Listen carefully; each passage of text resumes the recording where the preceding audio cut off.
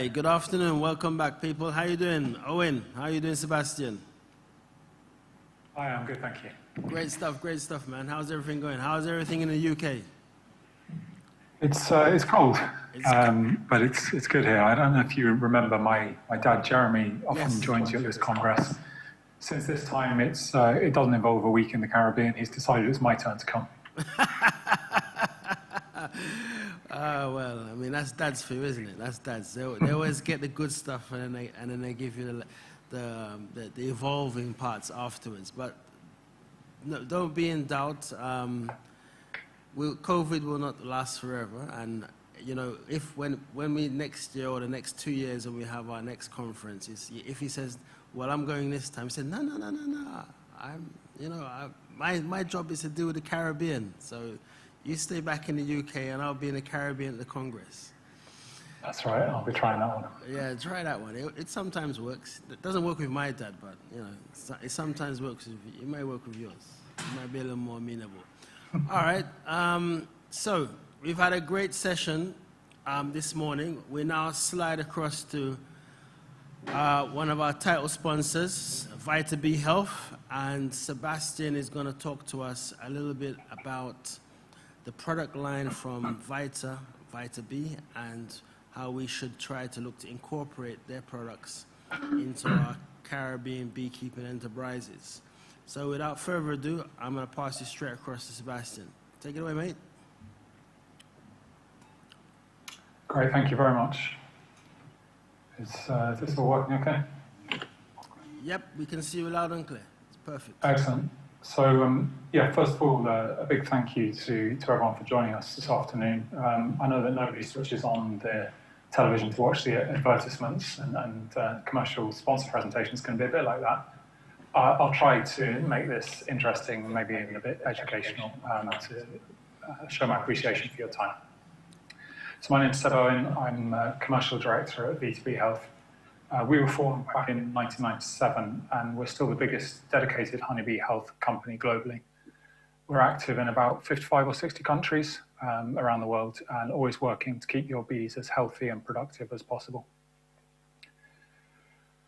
What I'd like to talk about this afternoon is honeybee nutrition, and how so many beekeepers are doing it wrong, and how it can be done better to improve colony health and productivity.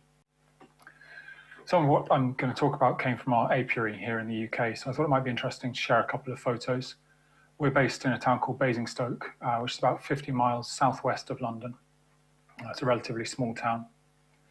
The apiary itself is on an allotment site, so this is where people without gardens can rent plots of land to grow fruit and vegetables.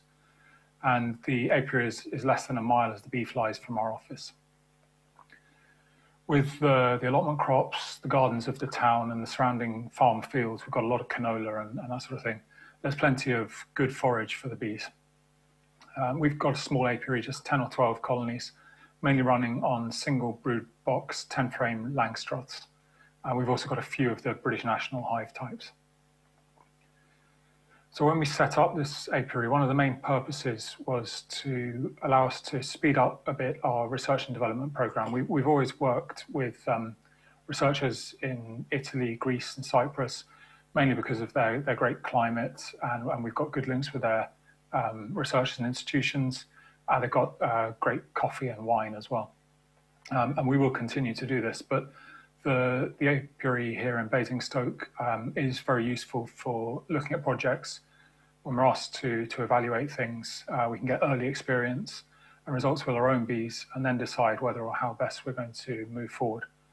And this is particularly the case with nutritional supplements, because it's become really clear, ever increasingly clear over the past years, and with every new paper published, that good nutrition is far more important than perhaps has been previously appreciated.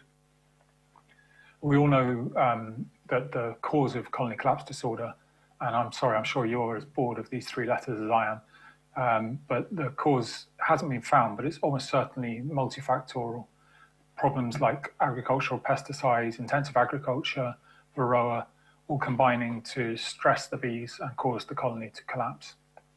If we look at some studies from Italy and Brazil, among others, they're all pointing the finger firmly towards nutrition as a leading factor in colony collapse disorder for two reasons. One is that researchers have found that bee bread is contaminated with a cocktail of chemicals, and the slide I hope you can see is a pollen analysis, which shows a huge number of chemicals. A lot of these you may notice are harmful to bees, and this is coming back in the supposedly clean pollen that bees are collecting, and it results in a decrease in bee lifespan. So why is nutrition so important? Well, as you know, each honeybee colony in general has just one queen, and she can lay a maximum of around 2,000 eggs a day. Each cell that an egg is laid in is then occupied for around 3 weeks before a new egg can be laid in it. So there's a limit to the amount of brood that a colony can produce, and that's diagrammed on the left of the slide, and therefore to the number of nurse bees that are required to look after that brood. As all beekeepers know, for a good honey harvest, we need a strong flow of nectar. And it's also well known, I'm sure, that large colonies are the most productive, because as a colony becomes larger, again, as you can see on the left, the ratio of adult bees compared with brood is much higher. So you've got more foragers available to go out and collect nectar, and then that can be converted into honey. So as you can see graphically represented on the right, a large number of bees in one colony will produce more honey, significantly more honey, than the same number of bees split between smaller colonies. Larger colonies are more productive. So to grow into a strong and productive colony, all the nutritional needs of the bee must be met. And just like us, bees require carbohydrates, proteins, water, minerals, vitamins, lipids, which are fats, and trace elements like magnesium. They get their carbohydrates from nectar, or most of it, about 60% from nectar, and the other 40% from pollen. And these carbohydrates are used to produce two types of fat, wax and body fat, or vitellogenin. Bees can't store sugar directly, so this vitellogenin is deposited in adipose tissue, especially in autumn. And to produce it, bees need protein to produce the enzymes that catalyze, that allow these chemical reactions. Looking now at a life cycle of a bee. First of all, larvae need carbohydrate, but more importantly, they require a huge amount of protein in the form of royal jelly to support their development from egg to adult bee. After emerging for the first 2 weeks of a bee's life, while they're doing their in-hive jobs, like keeping the comb clean, feeding the larvae and building new comb, newly emerged bees are working hard to build up their fat bodies as much as possible with protein, fatty acids and carbohydrates. So these early bees are using a lot of protein to produce royal jelly and wax.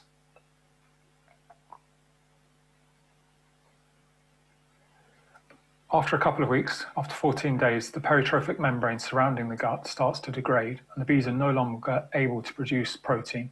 And from now on, they must rely on their fat bodies as their only protein source. So this means that the quality and quantity of the fat body that the bee is able to produce in the first 2 weeks of her life dictates the length of her life. What you can see in this slide here is a young bee with a lovely peritrophic membrane. It's the bottom 3 photos. The middle photo then is a bee gut full of pollen. And you can see in this photo there's a lot of water. The space in the middle of the circle, if you like, is water. And that's because a huge amount of water is required to process protein from pollen. And then on the far right, you can see the gut of a bee fed with free amino acids. I'm going to explain more about free amino acids later. But what I'd like you to note from this image is that it's far more densely packed. There's a huge amount in that gut. And that's because hydrolysis is not required for free amino acids. And again, I'll come back to explain what hydrolysis means. So bees need 2 types of energy. They need energy for flight, which they get from sugar, and they need it for metabolism, which they get from their body stores. So if there is only sugar in the bee's diet, they can fly, but they can't produce wax or royal jelly or all these sort of things. I think this is a really important point that perhaps isn't fully understood. One of the major types of metabolism, which is just the chemical name for converting one thing into another inside the body, is changing nectar, which is sucrose, and the bees can't use it directly, converting that into glucose and fructose, which they can store and use as an energy source. To do this, bees have glands that convert protein into the necessary enzymes to effect that conversion, so the protein is required. Now you might be thinking, well, we could just feed them glucose and fructose, couldn't we, and save them the step. Unfortunately, that's not the case.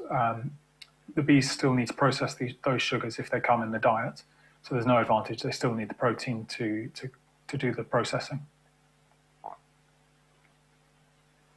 So to make energy, bees need protein as well as carbohydrates, not enough to just give them sugar. And I think of this a little bit like fueling your car. Cars essentially run on crude oil, but if you tried pumping that into the fuel tank, you wouldn't get very far at all. It needs to be processed first into petrol or gasoline. So the overall goal of any nutritional program is to provide protein to allow the bees to produce the necessary enzymes to break down glucose and generate energy. That's the key to all bee nutrition. Protein, which they naturally get from pollen, is required for the growth of muscle and tissue, for making enzymes and hormones, producing new cells, and to support the immune system of honeybees. And to make proteins that they need, bees hydrolyze or break down other proteins into their component amino acids. Amino acids are the building blocks of proteins. They can be hydrolyzed or broken down into amino acids and then reformed into the proteins and enzymes and everything else that the bees need at that time. If a particular amino acid is missing from their diet, bees can synthesize it from other amino acids that are present in excess. But there are certain amino acids that bees can't synthesize. These are called essential amino acids because they must be consumed by the bees in their diet. They can't be made in any other way. And you can see some of the essential amino acids here. It's also vital that these amino acids are available to the bees in the right ratio. So for example, you can see that isoleucine needs to form 4% of the total protein content of the bee's diet. Bees can adjust this and improve it. So if a particular pollen doesn't have 4% isoleucine, they can make up bee bread with a combination of pollens that does have that correct ratio. But if there isn't enough or high quality enough pollen for them to be able to do that, then they can only process a relative amount of the overall protein. So for example, if there's only 2% isoleucine in the bee bread, that's the best they can do, so only half of what they need, then they can only process and use half of that protein. And it's perhaps easier to think of this in terms of dogs. So if you have a dog with a very bad diet, then it's the same. They can't process it fully. They need to eat a lot, and they can't process that, so you end up having to clear up a huge amount after them. You need to bring along a shovel. If you feed them with a high-quality diet, then they're able to process a much larger percentage of that diet, and there's much less clearing up after them to deal with. In bees, the equivalent of this would be pollen block. Pollen block, where you have a small amount of brood surrounded by loads of pollen. A quick glance, you might think, oh, there's plenty of pollen, no problem at all. But what you're actually seeing is a low quality protein, and the bees are in trouble. So bees consume about 25 to 55 kilos of pollen a year. And we can grade this by the percentage of crude protein it contains. Below about 20% protein content in pollen is considered low quality. If there's more than about 30% protein in the pollen, then that's considered excellent quality. And to give you an example of how that works out, for every 10 grams of protein required by the bees, they need 48 grams of excellent quality pollen at 30%. But if the available pollen is low quality, if it's only got 20% protein, then they need 72 instead of 48 grams of pollen to obtain that same 10 grams of protein. And looking at a colony level, that means that the pollen requirement can increase from, say, 40 kilograms when there's good quality pollen available to around 65, 70 kilograms when there's low quality pollen available. And you see this in your bees as smaller brood area, fewer bees, and reduced honey production. So these two factors that I've just described, the availability of essential amino acids and the percentage of crude protein, explain why there's a general rule of thumb that bees need 6 to 8 different sources of pollen in their diet at the same time to maintain a healthy colony. And you can check for this very easily by looking for pollen of different colors in the frames. If you've got 6 to 8 different colors, the bees are bringing in pollen, you can watch them coming into the colony, 6 to 8 different colors of pollen, then you're doing well. You don't need to worry too much about the nutrition of that particular colony. If you're not seeing that, if there's not enough pollen or pollen of a sufficient quality, then what happens is the nurse bees can't produce enough royal jelly. So they evaluate larval development, and they will eventually start to eat eggs and larvae. And they do this for 2 reasons. The first of all is that by eating the eggs and the larvae, you're preventing growth of the population level, so keeping it at a sustainable level according to the amount of protein available in the environment. But also those nurse bees themselves, it helps them stay alive because eggs and larvae are full of protein. So I've been talking a lot about protein this evening, and I think this is really important. I apologize to anyone who's hungry. I hope you've just had lunch, because I think that this is like beekeepers falling into the trap of feeding their bees with sugar. It is a bit like us having a Big Mac and Coke 3 times a day, every day. It might make us feel full, and in the short term, it might make us feel happy. But ultimately, it's not going to do us any good at all. And our health is not going to do well on that kind of diet. We really need to think about a varied and nutritious diet for our bees and not just feeding them sugar. Because with monoculture, with loss of natural borders, I don't know if that's a problem in the Caribbean, it's certainly a big problem here. Pesticide use and with general loss of forage, a lot of colonies these days can't thrive with the pollen that's naturally available to them. I should also note that I'm talking here in general about Apis mellifera, and I'm not too familiar with the nutrition requirements, etc., of Africanized bees, or too much with the climatic conditions in the Caribbean. So some of this may need to be adjusted slightly to be a little bit more relevant to you. But it is a general rule around the beekeeping world that the pollen available to bees is more and more becoming insufficient for their diet, and we as beekeepers need to help. How can you help? Well, I'm afraid this is where we now get to the propaganda part of the presentation, a little bit of advertising here. We've been working on an annual nutritional protocol using 3 new products. So we've got a liquid feed, Beekeeping Power, which is a really powerful growth promoter. It can be used in spring, and it gives a really good boost to the colony. It's packed with those free amino acids I was talking about that don't need to be hydrolyzed or processed by the bees before they can be recombined into the proteins and enzymes that they need to thrive. So the benefits are realized very, very quickly. You see very quick results. We've done a lot of tests, and overall, what we see is that if you feed with Beekeeping Power in sugar syrup, you get about 2 frames more brood than you would have done with just feeding sugar syrup.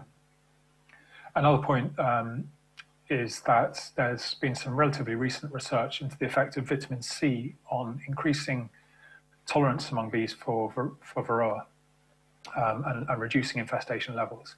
I think Beekeeping Power is the only feed out there that contains vitamin C.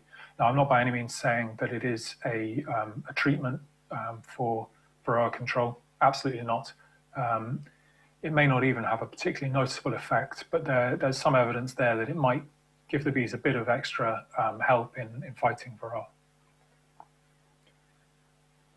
Now, again, I don't know if this is applicable to your part of the world, but certainly in a lot of regions, it's very common that during a honey flow, there's lots of nectar available, but not enough pollen. And this leads to a sort of boom and bust, where the colony builds up really quickly because there's loads of carbohydrates available.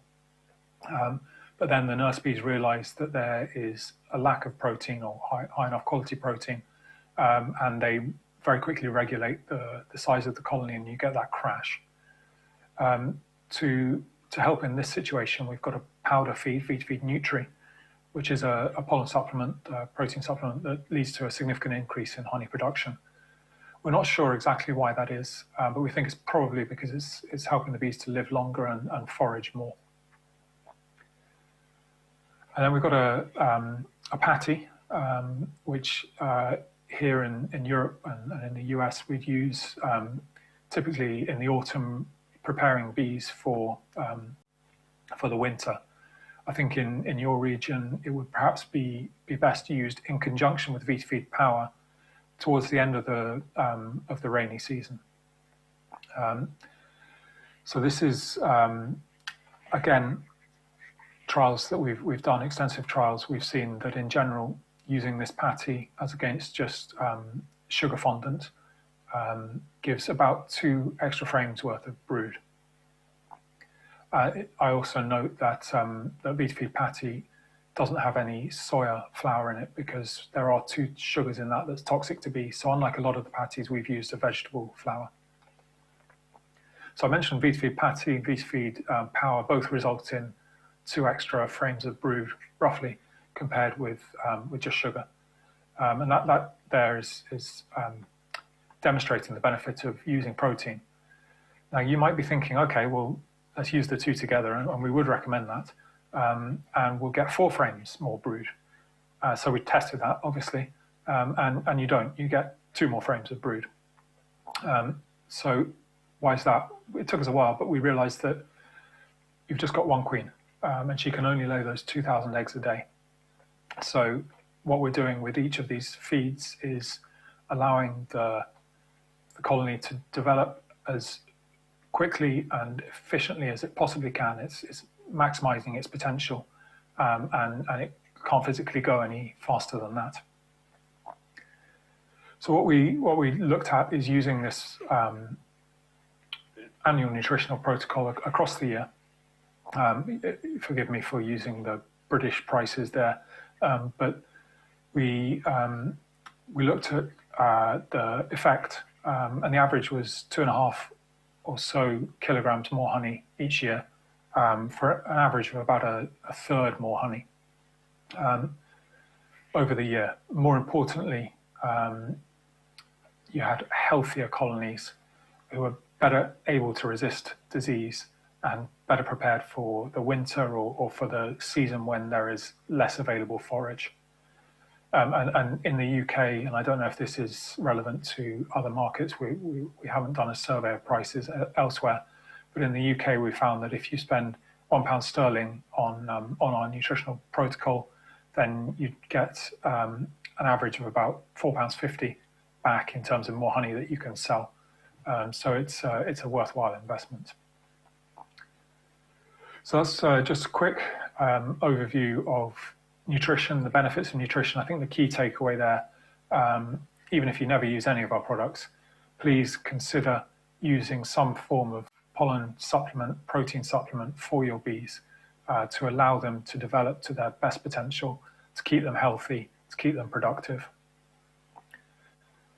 Just a very brief, I'm very happy to take any of your questions about nutrition, but also about the other things that we do. So as a company, we have a varroa control range. That's our main business, Apigard, Apistan, and the physical device called the BeeGym. We've got the nutrition products that I've talked about. We have field diagnostic kits for foul brood, one for European foul brood, one for American. Give you a result in 5 to 10 minutes at the hive site. We've also got our swarm attractant lures, so that's giving the opportunity for freebies. We've got Beetle Blaster for small hive beetle trapping. we've got a product, a couple of products for designed for Asian hornets, but also useful for yellow jacket trapping. So again, I'd like to really thank you sincerely for joining me, for allowing me to speak with you this afternoon, and I'll happily take any questions you may have. Thank you.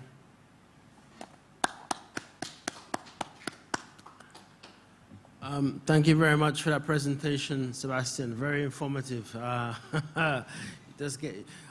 You gave me a headache in a good way, but not a bad way. Right? You gave me a little bit of a headache. In regards to, I mean, where do I start? Where do I start? I mean, from my personal perspective, I feed heavily during the rainy season.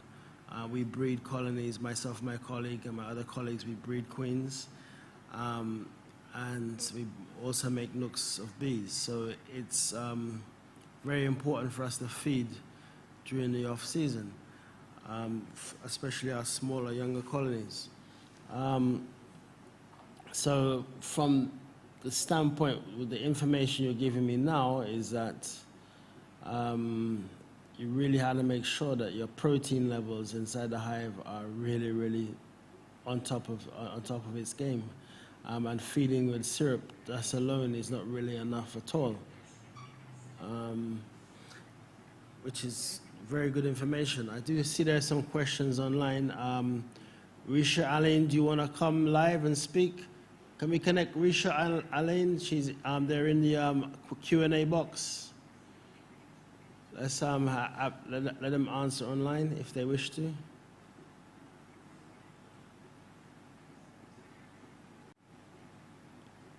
Yes, they're online. They're there.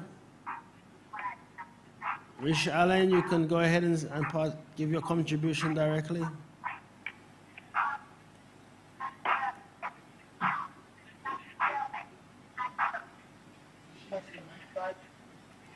We're not hearing you. I don't see her connected though. Risha Alain. She's not next to the mic. Okay. Well, I'll read out Risha's question. Risha's question is, what are the indications that your bees are getting enough nutrition? Which is better, a diet, one floral variety, or one multiple species of flowers? Peter Mitchell, can you mute your microphone, please, unless you're asking a question? Sorry? Yes, but also, yeah. All right, go ahead, ask the question, Peter.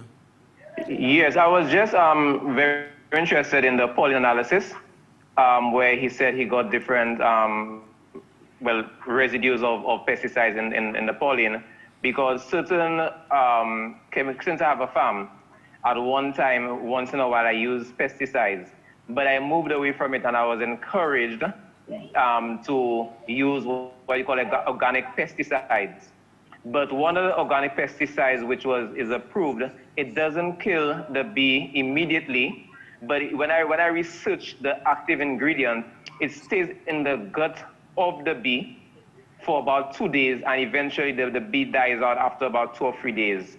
So whereas it was advertised as an organic pesticide, it's still entered into the bee through maybe the pollen or the flower. So it's very interesting that you mentioned that, because yes, as a farmer, sometimes you need to use pesticides which are advertised as organic, but yet these pesticides also affect our bees. All right, yeah, okay. Geez, time flies when you're having fun. All right, okay, we have to run quickly because we just slipped behind schedule. I just realized that. Another question from Risha Allen. Are electronic documents available with studies on how your products affect the bees and their productivity? I would assume they can get that off the website. You can get that off our website. And just to go back to the previous question, great question about how to get an indication of whether the bees have enough nutrition and which is better, one floral variety or multiple species of flower. The indication is the different colors of pollen coming into the hive. You want to see good variety there.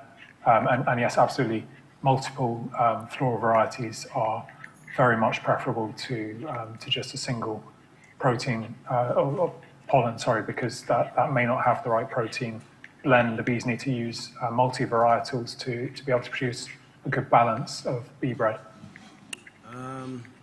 All right, we have a problem here.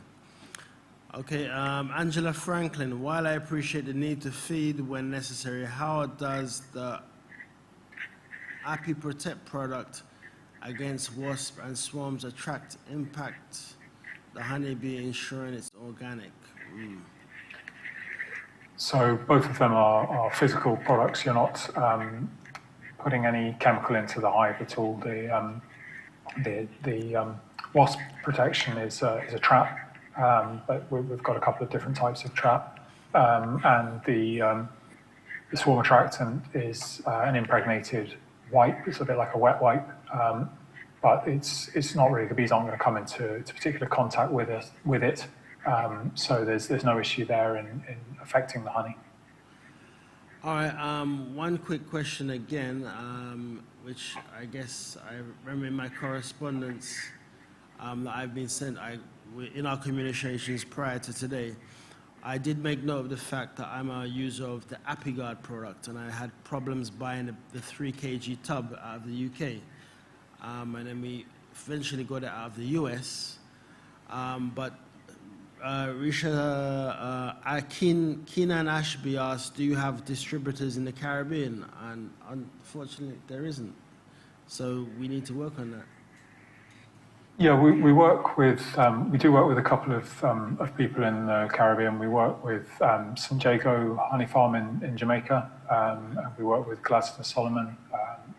Right. So we do have a couple of distributors, but I think the details can be found on our website. If not, my details are on the website, and get in touch with me and I can put you in touch with the right people. It's not been a particularly easy place for us to develop a foothold because there's not always been a huge demand for our products.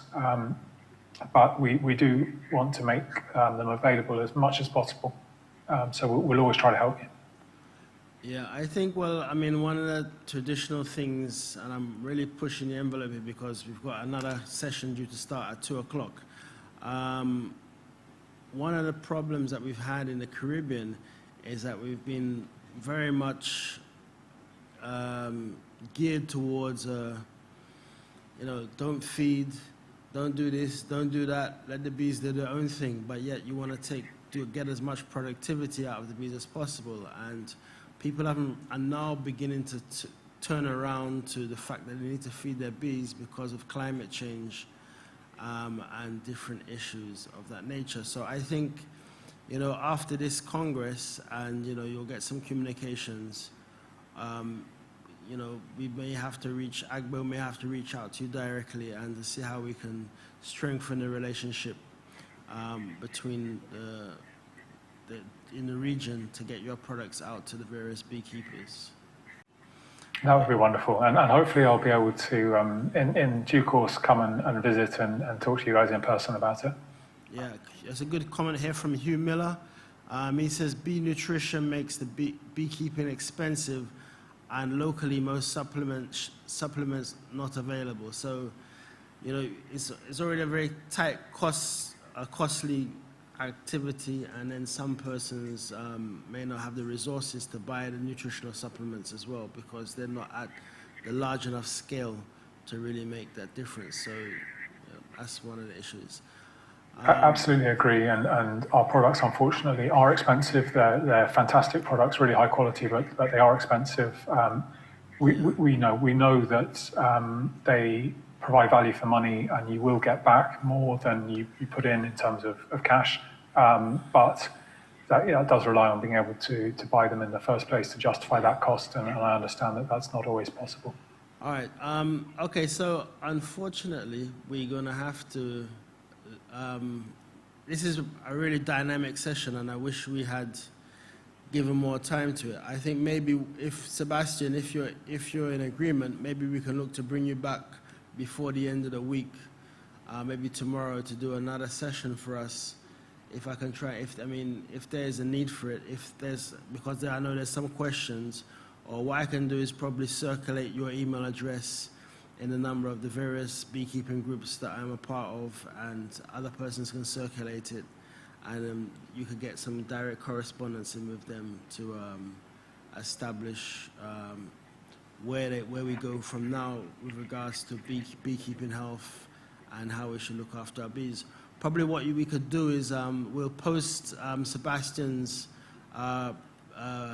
presentation online, and you could download it from the website at your leisure. And we recently launched this month our Agbo newsletter, and I'll definitely be calling on Sebastian to give us a few articles now and again to be included in our newsletter, and this way it'll be able to keep up to date with what's happening with Vita Bee Health, and keep up to date with any latest developments in the industry. All right. So I want to really thank you for your input, Sebastian.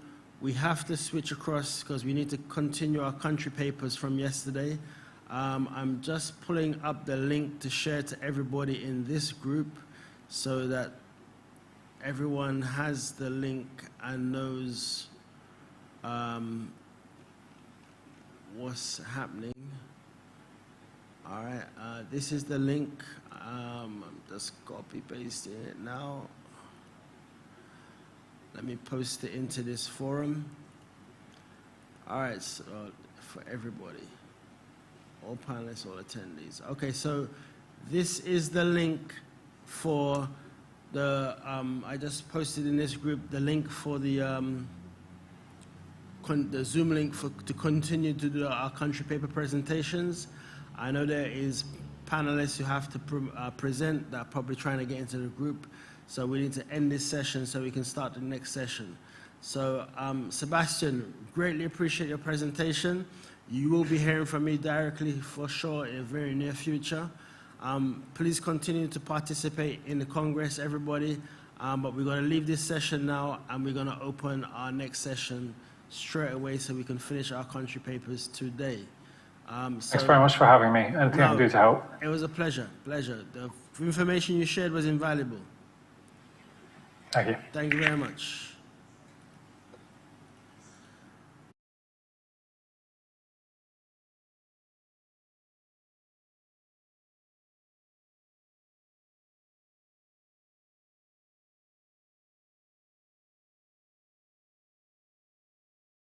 Ready? I'm just about to join.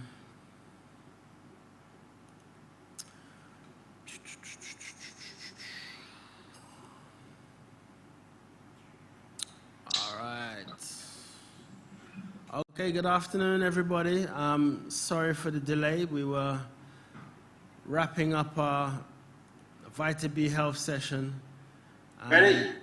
And it ran a little longer than expected. So we are definitely all on board. Good. Mr. Delis, wow, man, it's great to see you there. Nice to see you. Enjoying life as always, man. I'm not enjoying life. If I was on that farm in the photo you see behind me, I would really be enjoying life there. All right, that's cool, that's cool. COVID had put a stop to that, for a while. That's good. We also have, all right, so I don't want to cut us too far behind.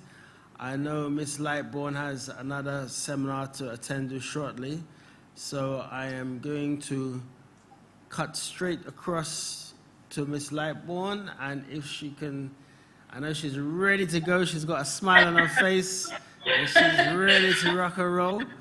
So without further ado, I would like all our panelists who are online to mute their microphones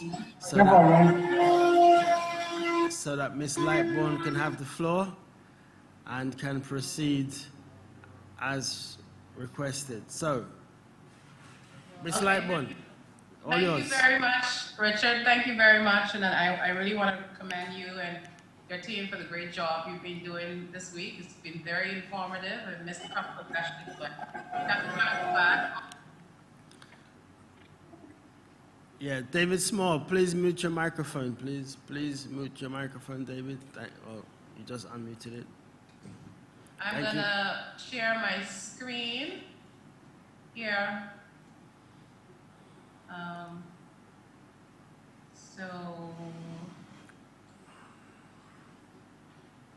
So can everybody see my screen? Yes, we can.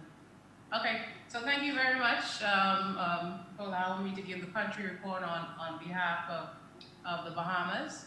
I'm just going to get right into it. Let me move this along.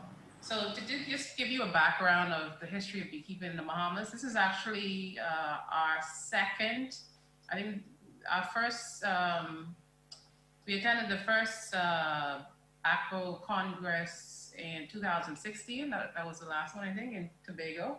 That's the first time we actually attended the Congress, so this would be our second time at Bee Congress.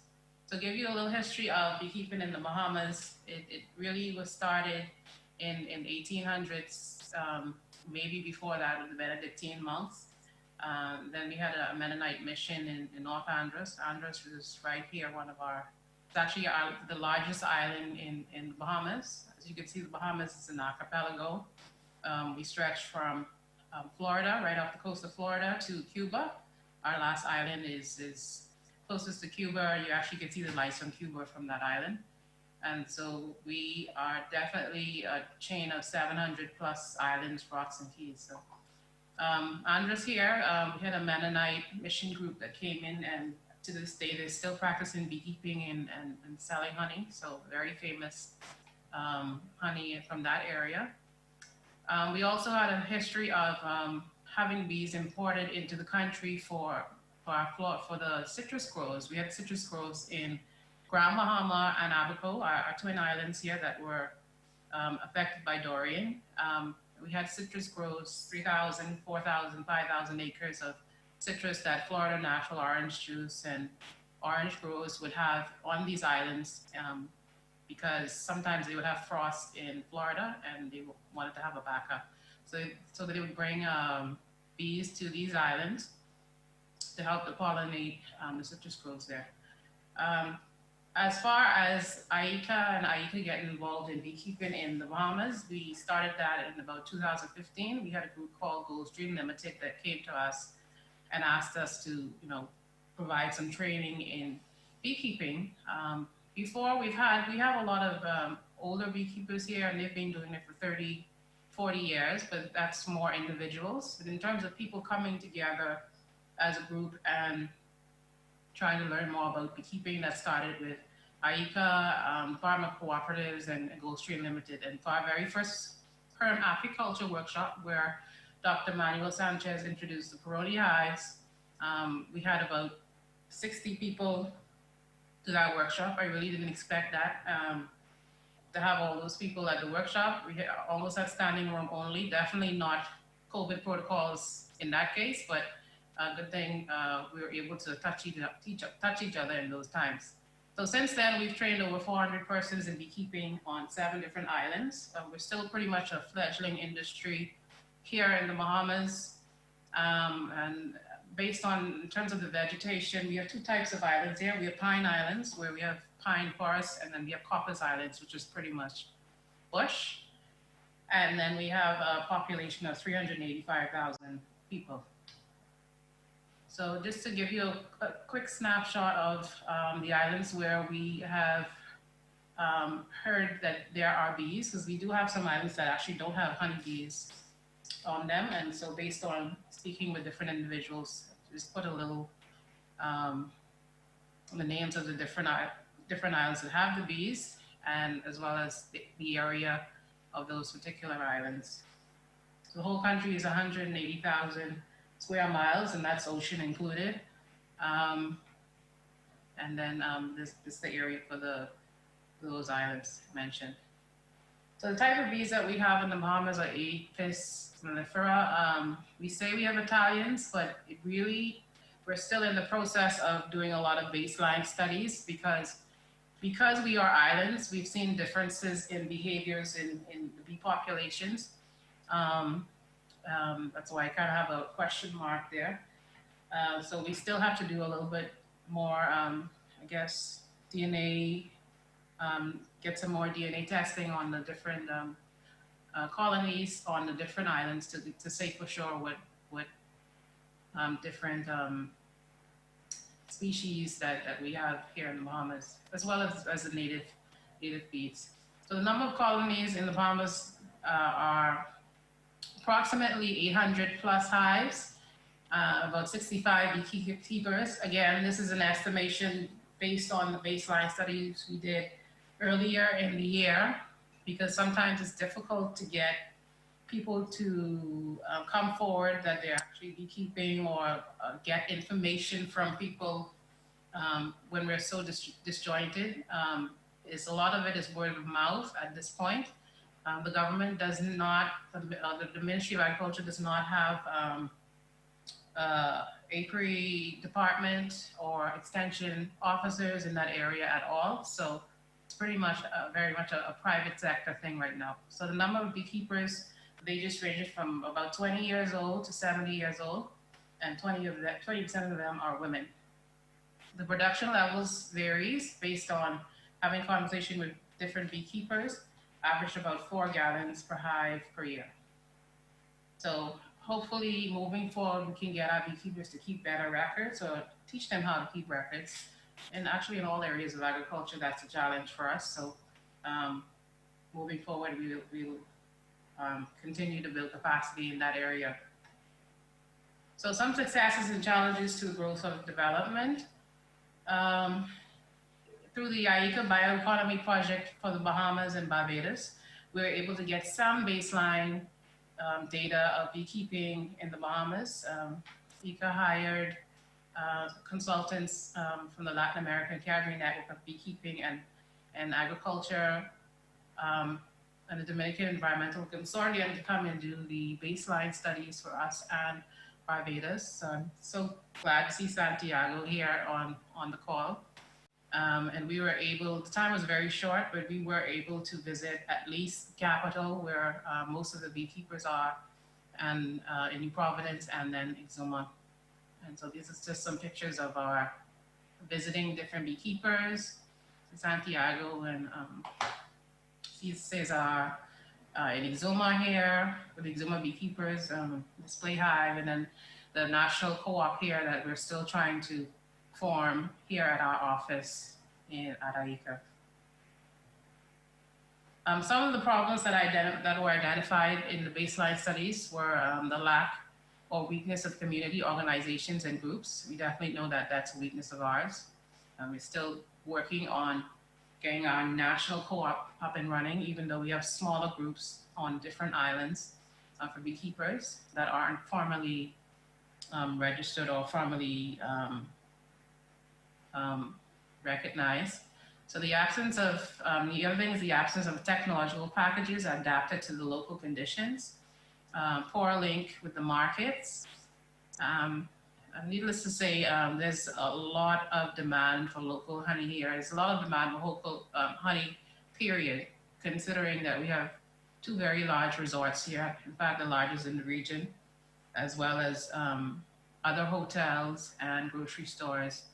And it's just that we can't get enough honey at all, locally or otherwise. So there's definitely a poor link to the markets, but at this point, I don't think we even have enough local honey to supply the market that we have. There's a lack of strategic plan for the beekeeping sector. As I said, moving forward, we'll be working along with the government to help to build the capacity in those areas in terms of the regulations, as well as the beekeeping organizations that we're trying to help to build the capacity for. The recommendations from the report, key recommendations were to implement innovation processes with the leading role of the actors involved, innovation in production technology, transformation and adaptation technology, evaluation and preservation of better adapted local germplasm and ecotypes, the production of living material, nutritional management, monitoring and sanitary management, prioritizing earlysis, romine and colony management for the honey production, etc. innovation in processing technology and adaptation of the harvest, extraction, and processing of honey to the conditions of the country, quality management and added value to bee products, honey, wax, royal jelly, pollen, propolis, and UP toxins. And of course, organizational innovation through the preparation of territorial plans, organizational strengthening, environmental preservation, and linkages with markets. So obviously we have a lot of work to do. Just to give a highlight of some of the successes that we've had, ECA was asked to develop a program in Grand Bahama, along with the Office of the Prime Minister and the Bahamas Development Bank and Department of Cooperatives to try to get entrepreneurs in the area of beekeeping. And we designed a program for young people between the ages of 17 and 35. This particular island, Grand Bahama, which was one of the ones that was hit by Dorian, they had an unemployment rate for youth at 33%. So in this program, we started out with a 2-day introductory workshop. We had about 60 participants. We actually had more, but we had to turn people away. And we like to do a lot of introductions to things when we want to move into actual programs, just to see if people like it or they're interested in it. I know some of the beekeepers that the young people that we ended up choosing, they thought it was a bookkeeping. They actually thought it was a bookkeeping workshop, and they stayed because we had food. So always important to have food at your workshops. And those two ladies, they actually turned out to be one of our best students. So after the introductory workshop, we chose about 30 people from that workshop to be a part of the program. It was a 14-week program originally, but the government actually decided they wanted to extend it a little bit more, 60 and 18 weeks. We ended up having 27 people that showed up on the first day. And the minister for Grand Bahama actually thought it was important to provide a stipend for the participants. So they were actually given a stipend each week for coming to class and learning about that program. So just to give you an idea of some of the things they learned about in the program, we wanted to take a holistic approach to entrepreneurship, not only the beekeeping and the technical stuff, but just to build a good business person on the whole. Was the whole objective of the program. So we had topics like introductory beekeeping, agro-ecotourism opportunities, learning about bee equipment and site management and extractions, working with colonies and catching and hiving swarms. They learned about bee pests and diseases, permaculture, cooperative and financial record keeping, marketing products and the hives, products of the hives, workshops. They had public speaking. They went to Toastmasters meetings, and then they had sessions on customer service. So this is just some of the pictures of, I had about 12 of them to a Toastmasters meeting. They after the program, they started to have a lot of value-added products. Some of the ladies, they did honey soaps, lotions, they did shoe polish, and which they were going to market to the police and defense force for their boots. They shine their shoes with polish, and beeswax is a good way to shine shoes. The two students actually went to Caribbean Week of Agriculture. Here they are with our IECA DG. And they also went to, they did a lot of career fairs. And that a couple that they had in Grand Bahama, where high school students were able to see that beekeeping can actually be a career and something to move into. This is just a list of the instructors that we have, just to give you an idea of the cross-section of training that they have. So over 14 weeks, they had different trainers. Some weeks, we started off with Nicholas Weaver from the University of Georgia. We had Bo Sturck from the University of Florida, Caribbean Bee College, Dr. Kevin Bethel. He's actually a beekeeper, but he's a medical doctor on Grand Bahama. We had the marketing specialist, Nathan Burrows. Charlie Burrows, he's a local beekeeper. There's Ruben Ramming. We had Kim Robinson from from St. Augustine, Florida. She's a beekeeper as well, and she did the products of the hive workshop. So she would have taught them how to do all the soaps and the lotions and all the different products they could have gotten from the hive. We had Dr. Manuel Sanchez. He was the eco rep in Guatemala at the time, and was our specialist. Business professionals in Guatemala, Deborah Pratt, Toastmasters, Tamika's Foster, and then myself as instructors. So some of the achievements from that programs, like I mentioned before, they had career fairs. They visited numerous expos just to get exposure and to show people what they can do as young people. They've done presentations at the Rotary Clubs in Grand Bahama. They were featured from a Danish reporter who visited through the Ministry of Tourism in some European magazines. Some of their presenters were so impressed with what they were doing. They actually got a grant from the Rotary Club in St. Augustine, $1,000 to go towards their equipment and whatnot. They got a grant from Cable Cares Foundation to do a documentary of the whole program. We had the US shot fairs, visit them, etc. Yeah, Ms. Lightborn, that's a quick breather for time. If you could try to wrap up quickly, because okay, I will. Time. Thank you so much. Okay. All right, so this is just in terms of their logo, this Grand Bahama Beekeepers Co-ops. Some of the products, as you can see, this is an area of souvenirs where they place bees and tree resin and created these keychains, and they also created a lot of jewelry in that area. This is honey soap, different honeys, and then this, actually from Ixoma, one of the other islands, is comb honey and that thing. So there's a lot of different value-added products that came from that. We have luminaries here, made out of wax, candles, lip balm, even painted boxes. A lot of people like to see these nice painted boxes in their yards. So that actually was a product as well. In terms of revenue generated from beekeeping, there's a lot of hive removals done in both Grand Bahama and Providence. We have bees everywhere in the city, and Grand Bahama is one of the largest shipping ports in the region. We have Grand Bahama Port, as well as we have the Grand Bahama shipyard, where they actually build cruise ships and refurbish cruise ships. So lots of good places for bees to come, and that's the reason why I was saying that we're not sure of the type of bees we have, because the bees have been found in these containers, and these containers come from all over the world. So incidentally, Grand Bahama is the place where the bees are very aggressive, seem to be more aggressive than the other islands.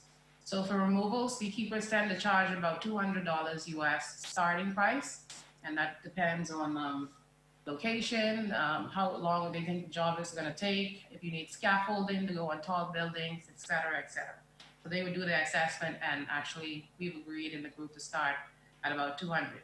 And it depends, they'll do assessments on whether the person can afford it, it's an elderly person, there's other ramifications for that. Just to give you a background of Dorian, after Dorian, we had 104 hive boxes lost, 115 in Grand Bahama. And as you can see, the vegetation, the salt water came up to about 30 feet, 20 to 30 feet, and just destroyed thousands of acres of pine forests. This is a beekeeper in Abaco. And in Grand Bahama is one of our beekeepers, Mr. Lamont. He's only able to save these 5 hives here out of the 40 that he had. And he had them because he had them in another location.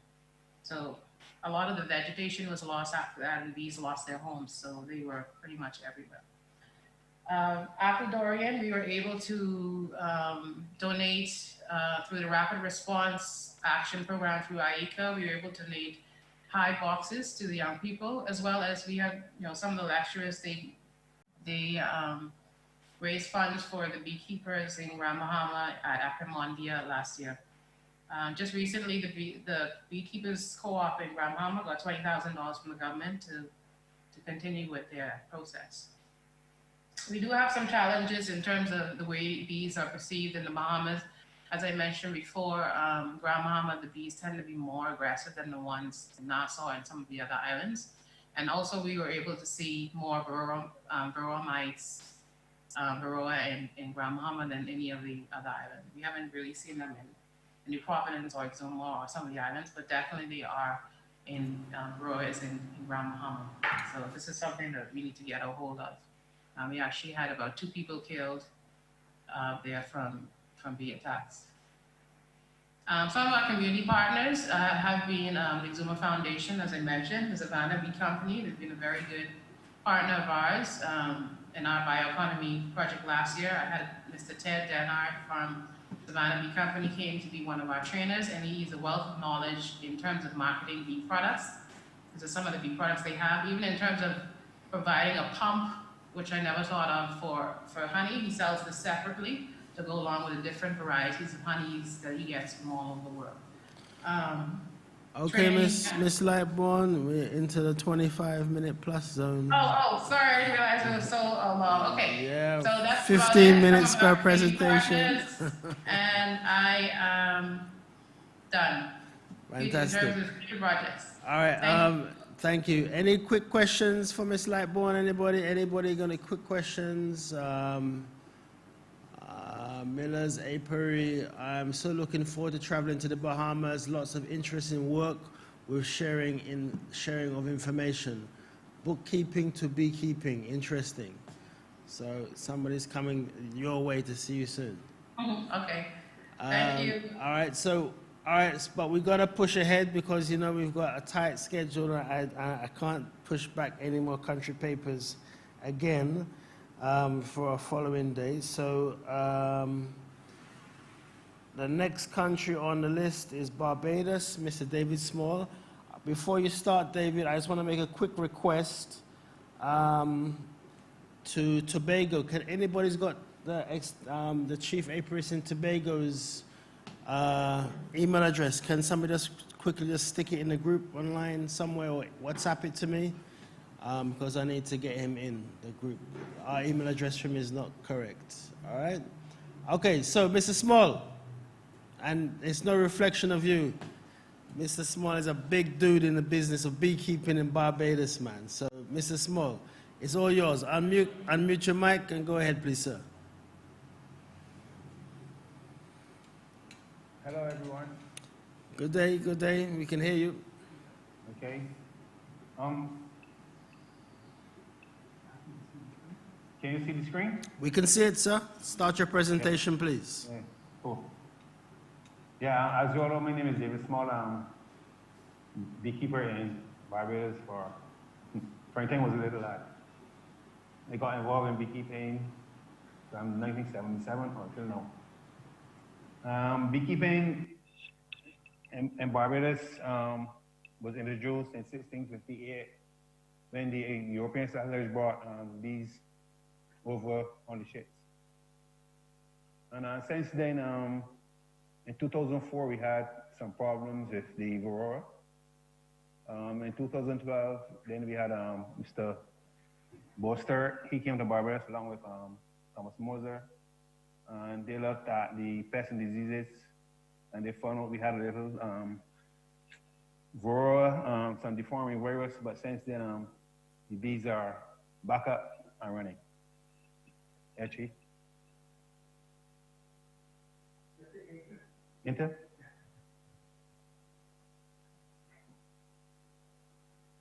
Yeah, I just went through the history. And the bees and things were brought in for pollination of the cotton called Barbados. Was one of the bigger cotton growers in Barbados and then in the world in the early 1600s, late 70s.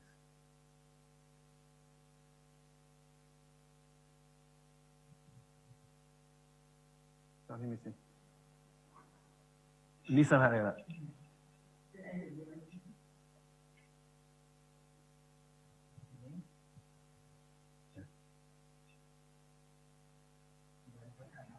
Mm-hmm.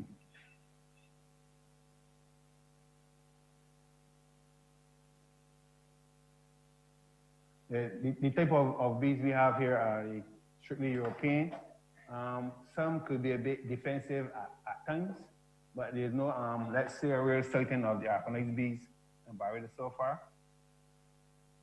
The number of colonies on the island are estimated between 580 to 600 hives. This came about as a part of some training we had with the Ministry of Agriculture. Florida came down, they sent down Westervelt, Boster. They're members of the Caribbean Bee College Board, along with myself, and we did some training. Montgate Distillery is on board in terms of they allow us to use their conference room as one of our training centers. The average age and sex of the beekeepers in Barbados range from 5 to 65 years old. Both male and female involved in the industry. The production levels vary in terms of where the height and rainfall areas are. They get about 45 pounds on a medium, can be 50 to 55 on a deep. But I found out that for the past couple of years now in Barbados, I think with the climate change, we've been having less honey. What I'm trying to do right now is trying to get the guys involved in like harvesting propolis. Because I found out that the propolis I use it to make tincture. Where you mix it with, but I don't use alcohol, I use Montgate brandy and silver so that I can drink it. But the tincture is used if you have a cut. You can put it on it in terms of like if you're using mucocum or one of those stuff to help seal the wound from infection. And also we're trying to get into the schools. So whereby I started work along with the ministry, the Adams School for one, Grantley Adams, and there's a young lady from Dayton Griffith who's also involved.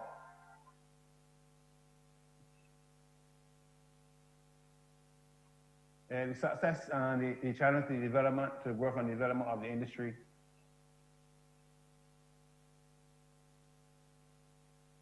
Yes, we trained 302 persons in basic beekeeping, ranging from how to proper use, how to properly light a smoker, how to do cutouts, make swan traps using the 5-gallon pail, and identify the equipment. The whole gamut of beekeeping, we went through that in terms of training. 202 males, 100 females, and then we had some about between 7 to 10 kids who were also part of the training, and this was done at NCC. During the last, just after COVID, the lockdown, we trained 45 persons, and we, observing protocol, we used 15 persons a group, and at the end, each of them were given a kit whereby they got bee suits, hive tool, the whole works, and a beekeeping kit. And the ministry now is going to come out and help them catch swarms and put them in the hives. I think so far we have 2 persons that got swarms in their hives. And we have now more persons also involved in bee removals. The BAA, which is Barbados Agricultural Association, is an umbrella, is under the umbrella of the Barbados Agricultural Society. This is BAS. And what we are doing, we set up a price whereby swarms are 300 Barbados, and then according to the work, then you can charge up to $2,500. Depends on the work that has to be done. Yeah, they also train some beekeepers in queen rearing. And I think at present, there are 2 queen breeders on island. But what I would like to do at the NCC is start using the NICOT system. If there's anyone in the group who has done using the NICOT system, I would be very appreciative if we can get some help in that direction. The challenges, the pests and diseases, as I mentioned earlier, we had the Varroa invasion in 2003-04. But since then, I think the bees have built either a resilience or resistance or learn how to live with the mite. And to that end, we had some research done by Aristobee Research out of the Netherlands, whereby they came in and they started to check to see what they did is they look at the prevalent brood. And at one stage, there was about, I think we removed 450 from one frame, and we found 2 mites on there were said to be non-reproductive. So, and towards that, I think we are doing a good thing. Yeah, as I mentioned earlier, severe drought in the early year affected the availability of food. Hence, we had to done some feeding using sugar. And then they come on towards when we had some torrential rains, whereby then the bees start to eat back out what honey, the honey is definitely bees, what honey they had in the hive. So hence the production level of honey this year was also down. Now, one of the is the high cost of the equipment. They have to import our equipment from the US, or if no one, I think no one in the Caribbean has it, but and the cost, and then with the duties, the beekeepers, they're given a concession through the Ministry of Agriculture, whereby if they bring in any equipment, they have the duties waived, but VAT has to be paid. Future projects. What we like to do is empower the youth. Women, like I find out, the women now are more vibrant, and plus a lot of them were laid off due to the pandemic. So a lot of them are looking for avenues to help feed themselves and their families. So a lot of them are approaching us in terms of they want to get involved in beekeeping. And the NCC, we're now trying to establish a junior beekeeping club. And what we would like to do is also see whereby as in the opening day, Richard, you talked about the use of apitoxin, how you gather your venom from the bees. My question to you now would be, how are the bees at the end of the day when are they very aggressive because of the agitation, or how do you get your venom from the bees? Yeah, I can answer that question for you. That's quite an easy one. There is some, obviously you're disturbing the bees slightly because you're putting a glass plate which has a light electric impulse going through it to agitate the bees to sting the plate. But this doesn't get them overly aggressive.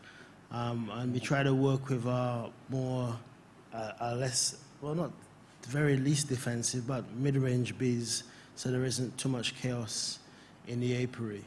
And actually, from some research I've been looking out of Eastern Europe, which I can share with you, there has been some tests done with regards to varroa mite infestation and using the frequent use of the apitoxin extraction. So obviously the electric shock or the slight shock will dislodge any mites on the bee.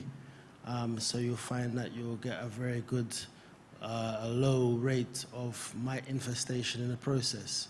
So it does help keep down mite populations as well as give you a source of income. But no unusual or untoward behavior by the bees. It's quite an easy process. I'll probably try and post some videos of us doing some extraction in the course of the week, if once the weather holds. All right? Thank you. No problem. Yeah, any questions for me? Yeah, oh, you've come to the end of your presentation? Thank you, because I know we're short, we pressed for time, so I have a little bit more time, but I will answer some questions. Yeah, sure. Well, I mean, we can have some questions from the audience, everybody online. We've got 4 minutes left to go, so anybody wants to make use of it, let's go for it, or we can push on to our next presentation.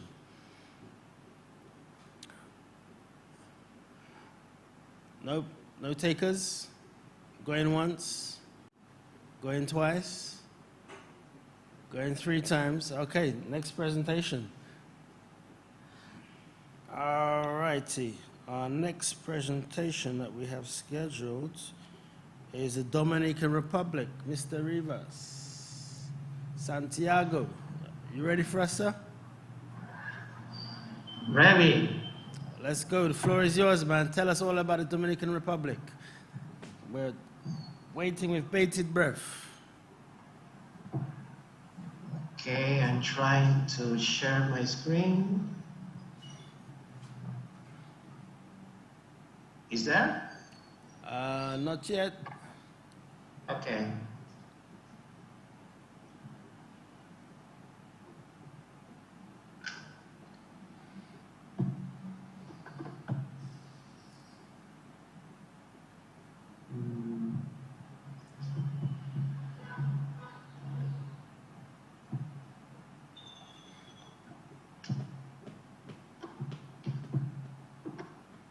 There we go.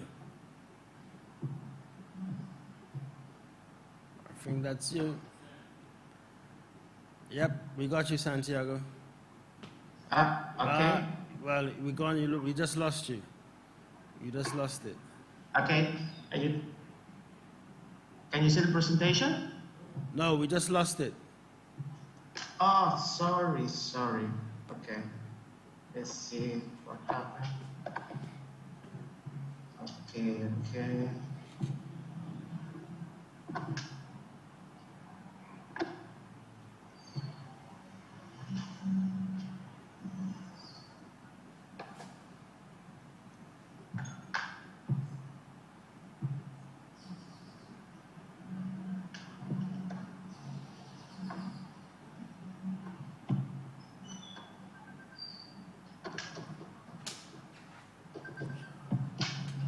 César.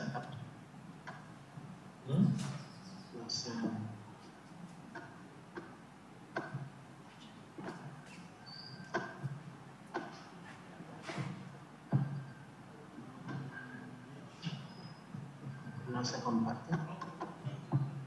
¿Qué pasó? ¿Ah? ¿Tú la tienes abierta? Sí. Okay. No, ¿qué pasa? Ábrela completa la presentación. ¿Eh?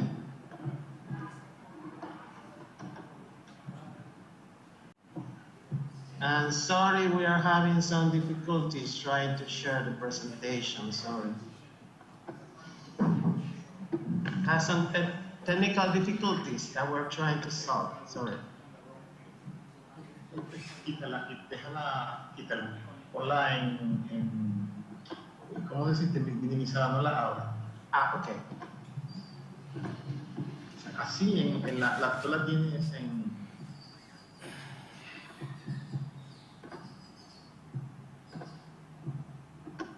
Debería compartirse.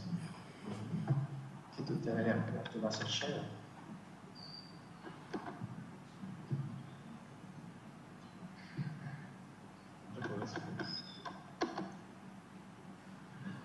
Richard. Yes, sir.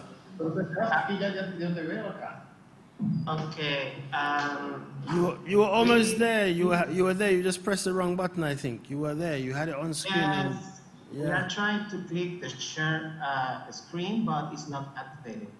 The share screen. It should.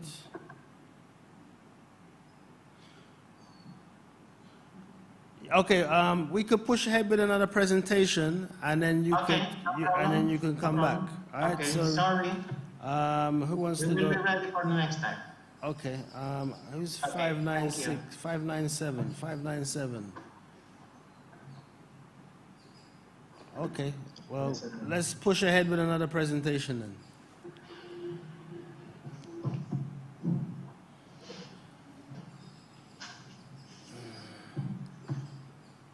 So let's go with Tobago, please. Let's start off with Mr. Irvin from Tobago. Irvin, are you ready? You can go ahead. Good afternoon, everyone. Good afternoon. One second. Yeah. Okay. Mr. Rivas, can you just... Okay, it's muted now. Okay, good. All right, Irvin, go ahead, please, and speak up. We can hardly hear you. One second.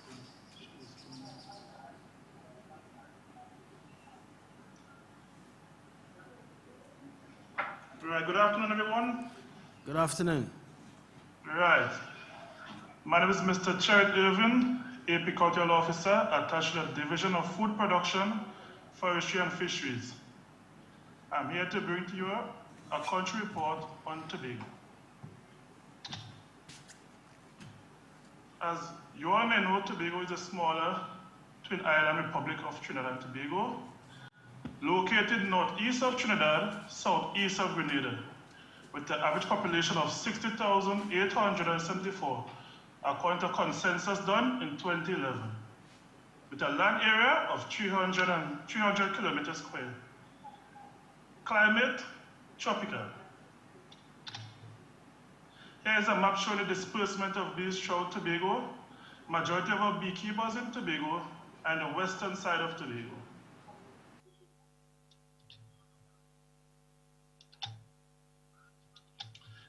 Types of honeybees reared in Tobago. Oh. Right. Apis mellifera, better known as European honeybees, are mainly reared in Tobago for honey. There are several other species of stingless bees, bumblebee, the black trigona, and the Melipona flavosa.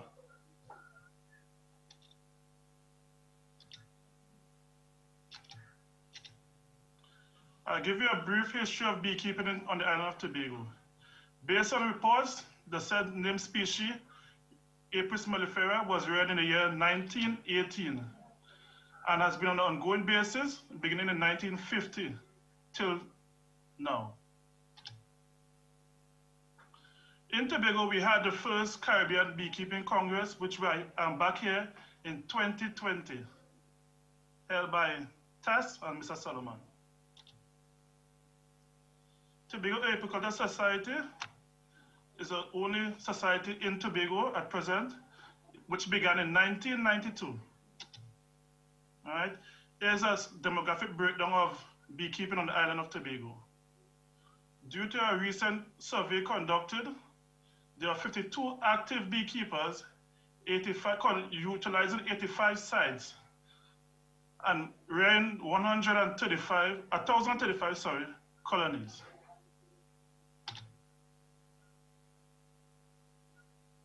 Right, here's a breakdown from 2017 till to date.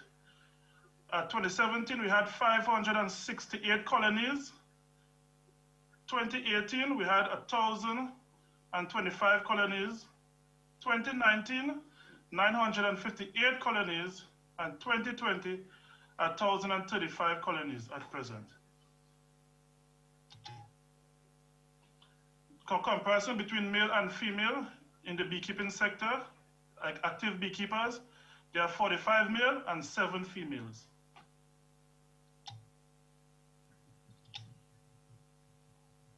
Is a comparison of beekeepers rearing below 10 colony and above 10 colony. 20% of our beekeepers are rearing below 10 colonies, 80% above 10 colonies.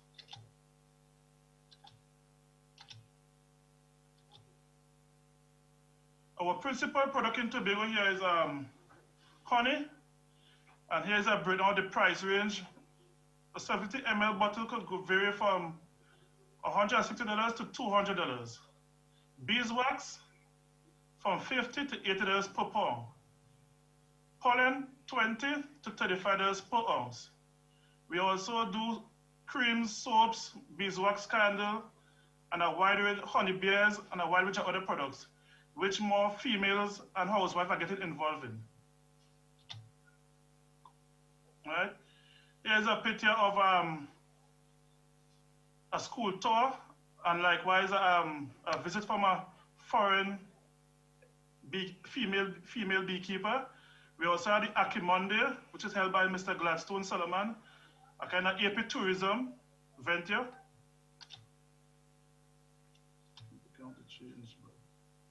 Right? Here's a wide range of value-added products again. There's a wax rolling, which was done by the Tobago Apiculture Society. Skincare products on my top left-hand corner, and also lovely honey-made delights like honey popcorn, honey cakes, honey jam, honey wine on the top right and bottom right.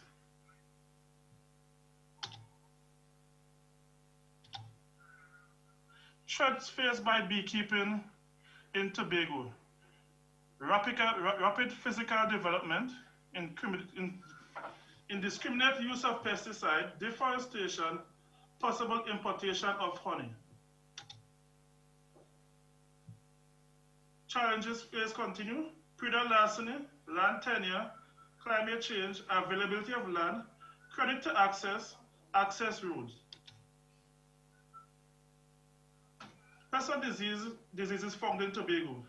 Wax moth, as we all may know, is a managerial problem in April. Army ants, which destroyed most of our colony in Tobago. There's a war between ants and the bees for food. Varroa mite, which was discovered in the year 2000 in Tobago. Also, we had the tracheal mite, which was discovered in the year 2016.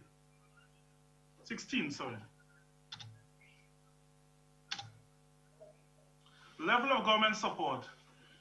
The government have a very strong supportive system for beekeeping by the incentive and subsidy program. We also offer extension services throughout the island of Tobago and conduct workshop and training courses throughout the island. Future projections. Queen Rearing program, which will aid in building our numbers of colonies throughout the island and getting good breeding stock. Establishment of a government apiary in the western side. Currently we have 2, but they are in the eastern side of Tobago. Honey analysis, which will give us a breakdown of our composition of honey, so we know what we are selling and we can market it accordingly. Courses on stainless bees and European honeybees. More young people are targeting the stainless bees because most people afraid bee sting, but the honey is very, very, very valuable, fetch a high price throughout the region. So I can safely conclude that during the period of 2017 to 2020, there has been an increase in colony by 467. In Tobago, we continue to strive in the beekeeping industry despite the many challenges faced throughout the island.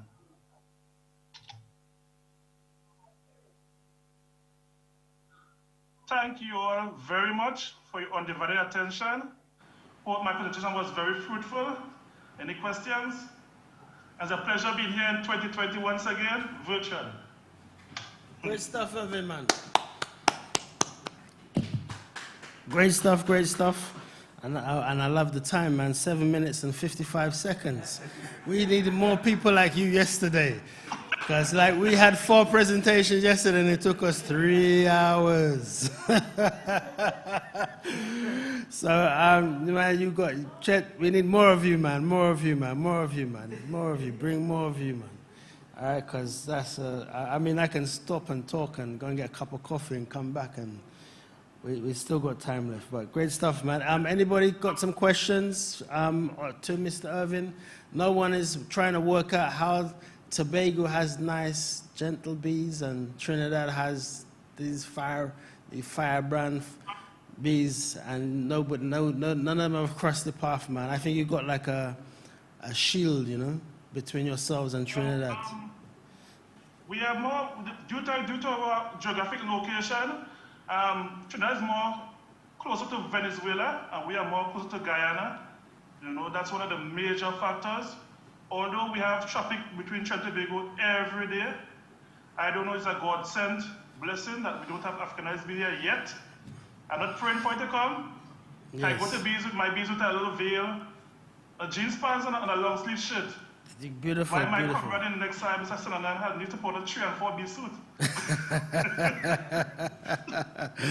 Well, you know, let's see. Let's hope that that holds. Let's hope that holds. I see there's a question in the room.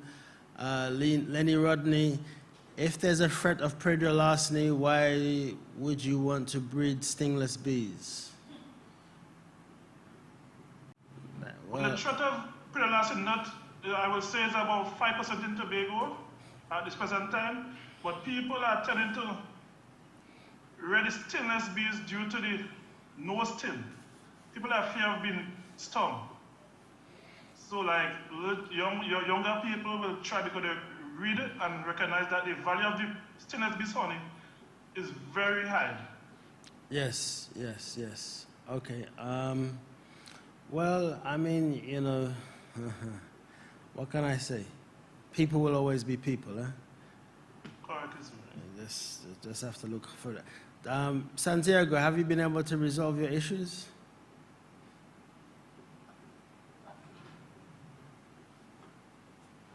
Santiago, have you been able to get your presentation sorted out? Yes, thank you. Yes? Okay, so we're going to flick back to the Dominican Republic, and then from there, we have the illustrious pleasure of having our Chief Veterinary Officer for St. Lucia in the house, so she's going to make the presentation for St. Lucia. She's pressed for time, so we're going to cut across momentarily after Dominican Republic. All right, thank you all very much. Enjoy. Thank you, Irvin. Pleasure, man. Next time in Tobago, I have to look you up, man. I'll do one better. I'll come just in my short pants and nothing else. I'm going the biz. All right, let's go. Santiago, it's all yours. Good afternoon, everyone. I'm sorry for the technical inconveniences. And greetings from Dominican Republic. Thank you, sir. Okay, so Dominican Republic is located at the center of the Caribbean Sea. We have, as limits, we have in the north, the Atlantic Ocean, in the south, the Caribbean Sea, in the east, La Mona Channel, and in the west, we have the pleasure to share the island with Haiti. About backgrounds, honeybees were introduced in our island in 1536 by Dominic Monks. The race introduced was the black German or black European honeybees. Then it was introduced Italian race, Apis mellifera ligustica. So now we have a hybrid between these two races. Modern beekeeping, we have modern beekeeping with Langstrom beehives, as you can see in the picture from the 1900s. And about sanitary conditions, we have a presence of nocemosis, European parbrood, stonebrood and charlbrood, and varroosis. And there you can see the years where these diseases were registered. And we have absence of American parbrood, small beetle hive, and tracheomite.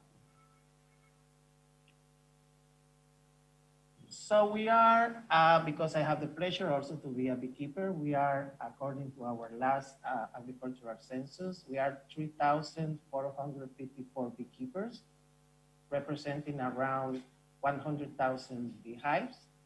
Our main production is honey, around 2,500 tons per year, and wax.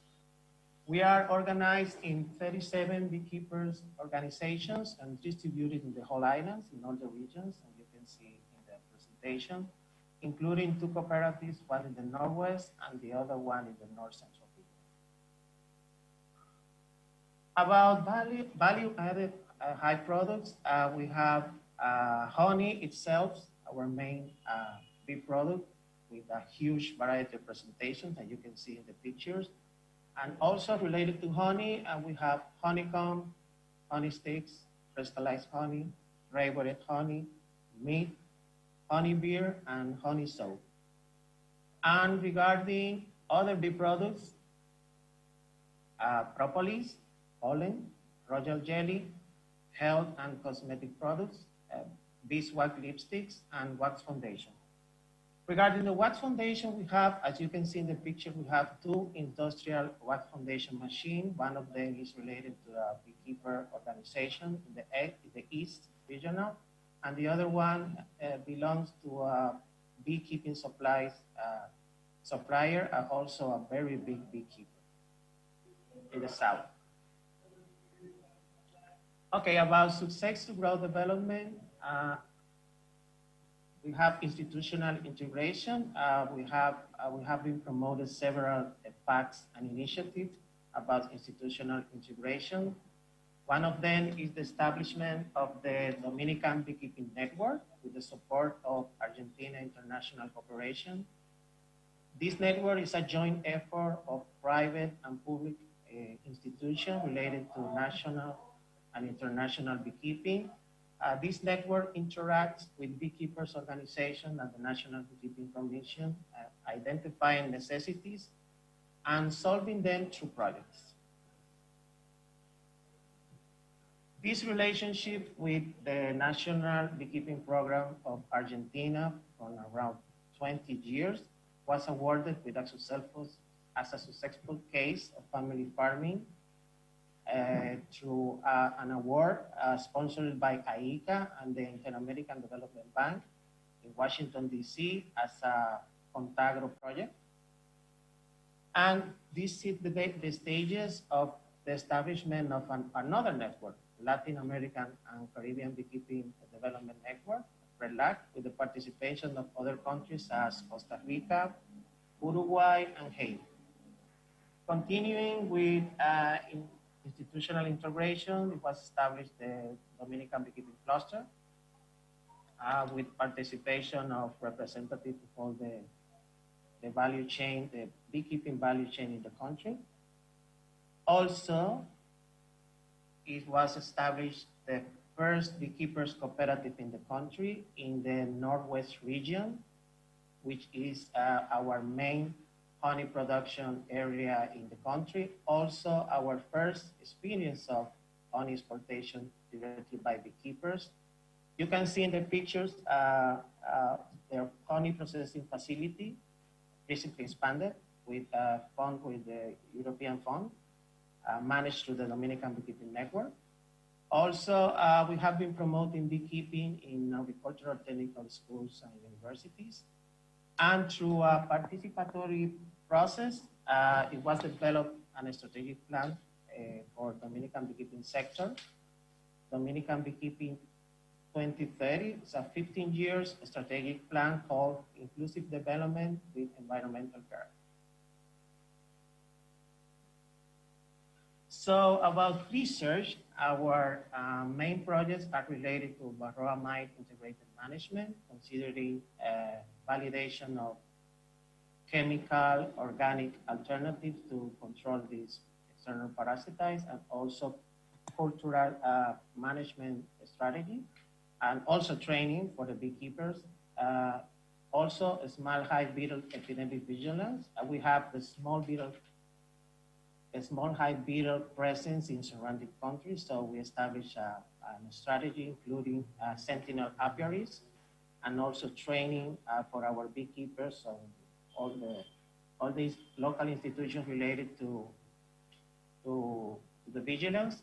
Bee flora studies also, bee genetic improvement program, considering identify and selecting queens, considering hygienic behavior, defensive behavior, and prolificity, and also innovation related to the beekeeping strategies against climate change challenges.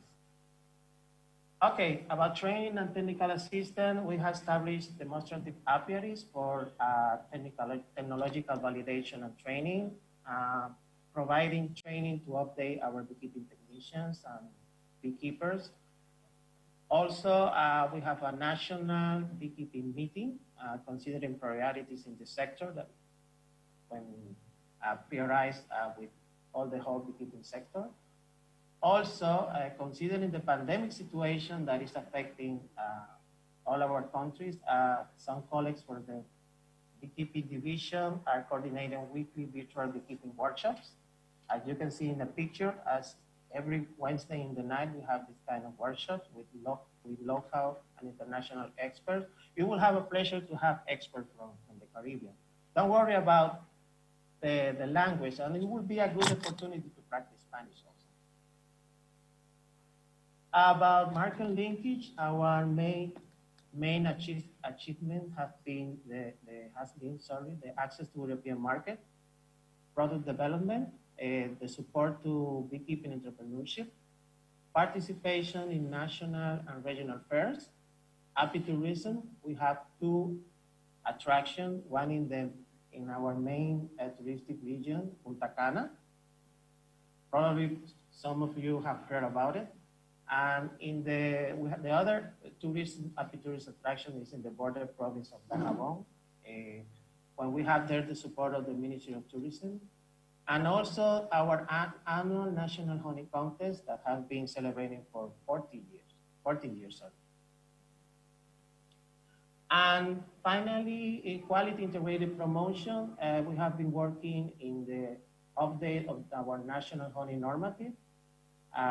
Also, we have established a beekeeper register and traceability system, including detailed information about beekeepers, apiaries, with specific information, satellite information on their location.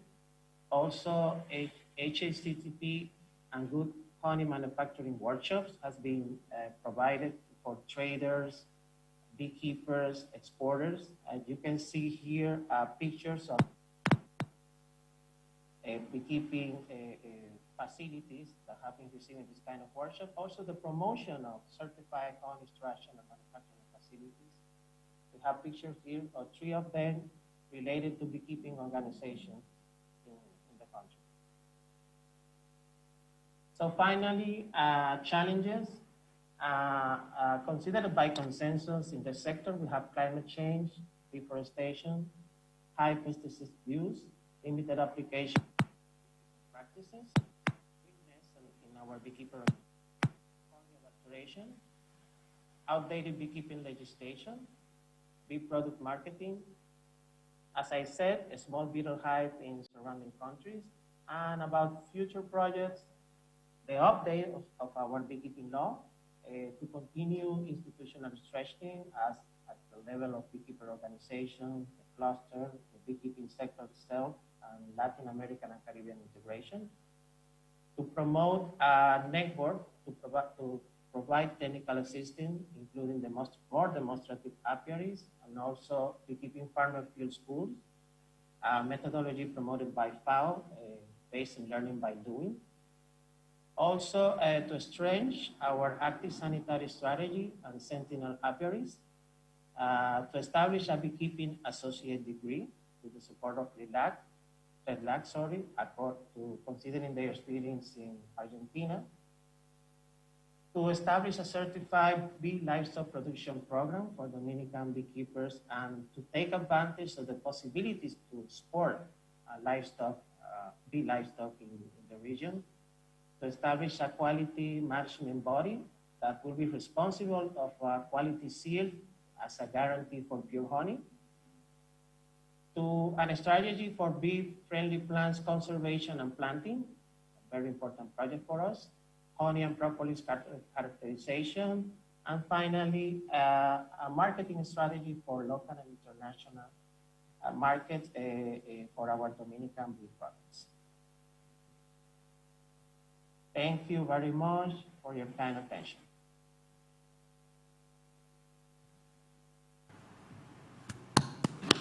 Thank you very much, Santiago. Great presentation. Looks like great things are happening in the Dominican Republic. I have a good friend from the Dominican Republic. He always invited me to come up, but I've never had the chance. His name is Ramon Charles. It will be a pleasure to have you all there. Yes, one of these days I will come and visit. Any questions from the audience? I see there's one question, okay, from Reshma. Is there an established gap, good agricultural practices in apiculture in Dominica? So is there a good gap analysis there? Excuse me, a gap? Good agriculture practices. Yes. We have even a manual that there was a regional effort, and there is a manual for good agricultural practice for beekeeping. It's a regional manual made by the support of OIRSA, the International Organization of Health, that some Latin American countries are related to it, to this international organism. So that's the manual that we're using for good agricultural practice. Also, we are developing a technological path considering the challenges of climate change. But we are also changing the management recommendation considering the challenges that we keep in us face with climate change. Okay, Nicole Bradbear says, very nice to see you, Santiago. Thank you for your great talk and update. So, greetings from the UK. It was a pleasure to see you also, Nicole. All right. Any more questions, folks? Any more questions? Keep them coming.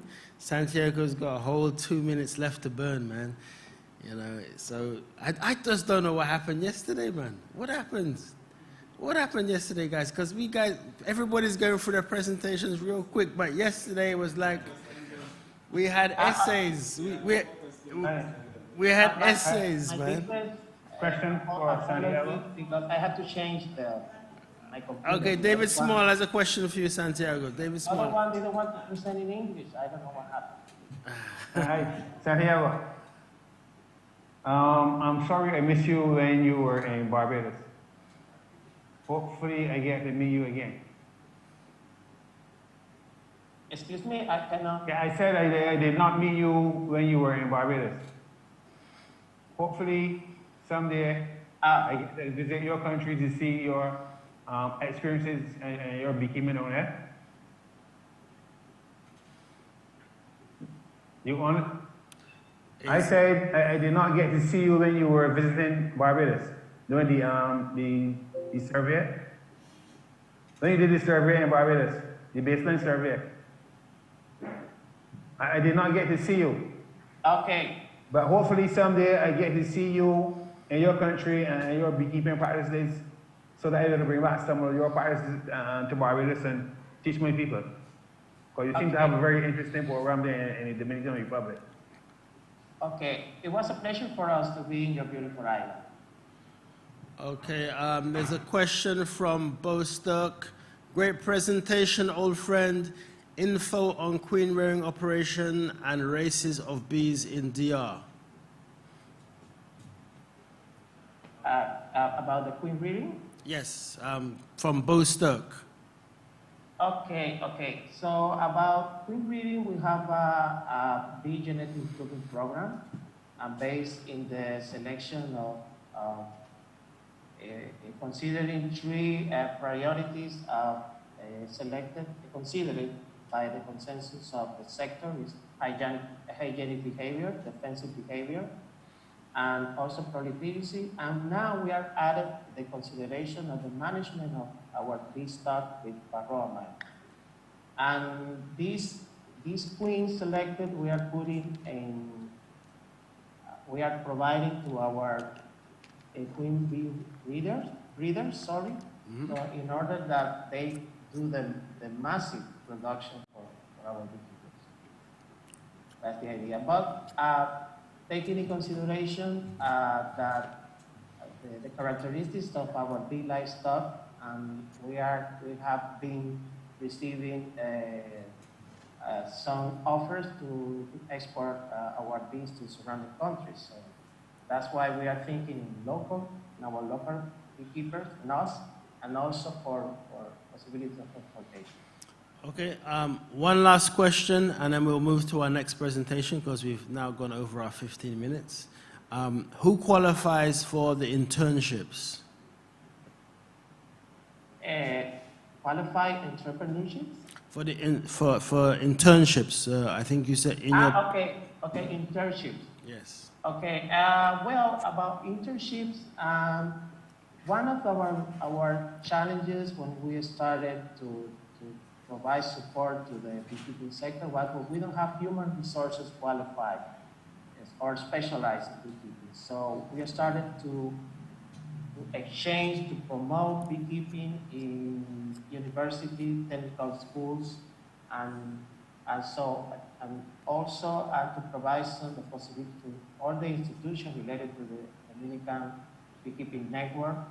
So to try to encourage and to include human resources related to agronomy, to veterinary, and lucky for us, some of them, like most of our team, we already were beekeepers. So and we, with the relationship at that moment, at the beginning with the Argentina International Beekeeping Program, we started to coordinate internship I have the pleasure to be one of them, and then we have other colleagues related to our national institution of research, BIA, and then for the national livestock direction, we have another internship in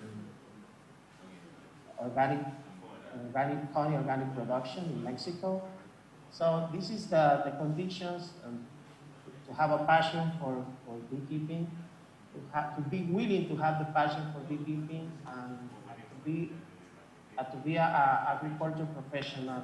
What was the consideration that we were taking?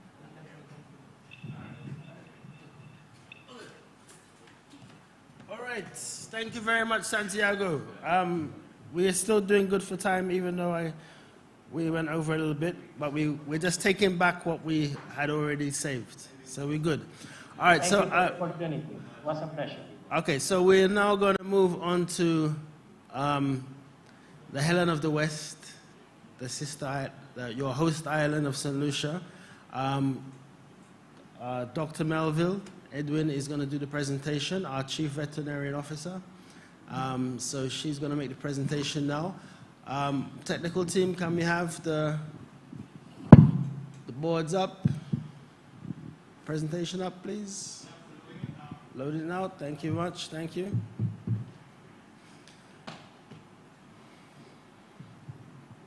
Okay, Dr. Melville, it's all yours.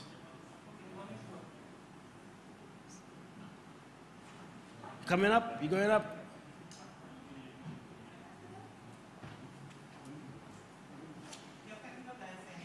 Should come up? All right, perfect.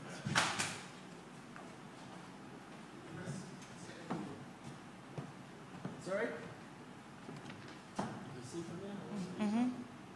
I'm good. Right there. Yes. Good. Okay, go for it. It's all yours. Change my name already, boy. Yeah, I see where hey, you know. Good the day. technical team, not me. Good day, everyone. Thank you for having me, Richard. My pleasure. As you just heard, the name is Shameen Melville Edwin, Acting Chief Veterinary Officer with the Veterinary and Livestock Services Division of the Ministry of Agriculture here in St. Lucia. So just to give you let's first see if I can work this thing. If you want, I can help you. Oh, You got it. which one is it?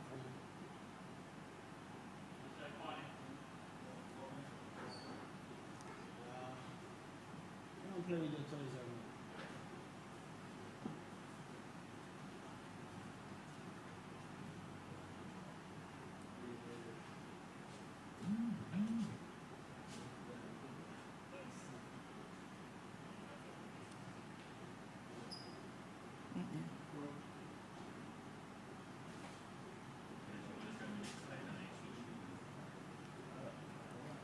Looks that way. You have to tell the next slide and it switches. Okay, then, next slide.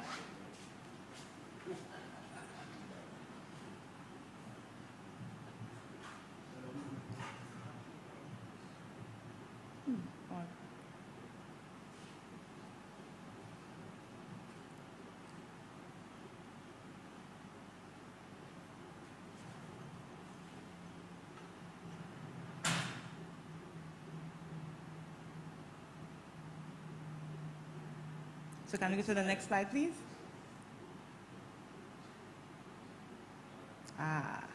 Technical glitches.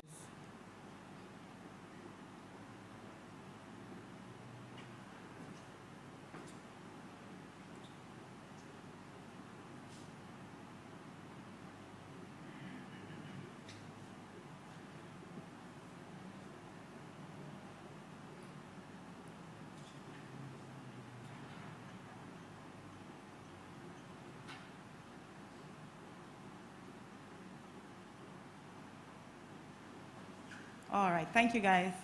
So as we've seen and has been established by most of our other countries, it is common knowledge, we should have become cognizant of that by now, that in most of our islands, apiculture, the apiculture sector industry was introduced to our shores by the Europeans way back then in the 18th century.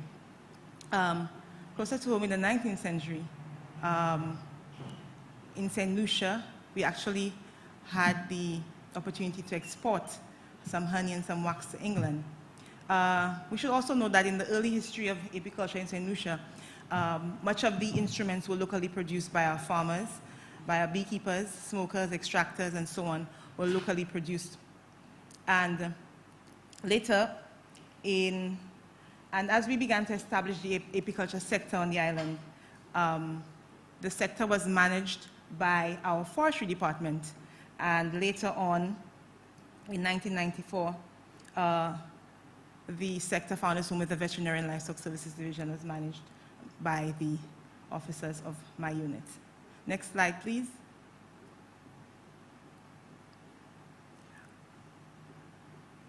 In the earlier days of apiculture, in around 1998, we had about 170 beekeepers, and with an average productivity of about 8 gallons per hive, supplying our local markets and more than able to supply local demand. Back then also we had a vibrant export market. We exported quite a bit of honey to Martinique. However, with time, we experienced,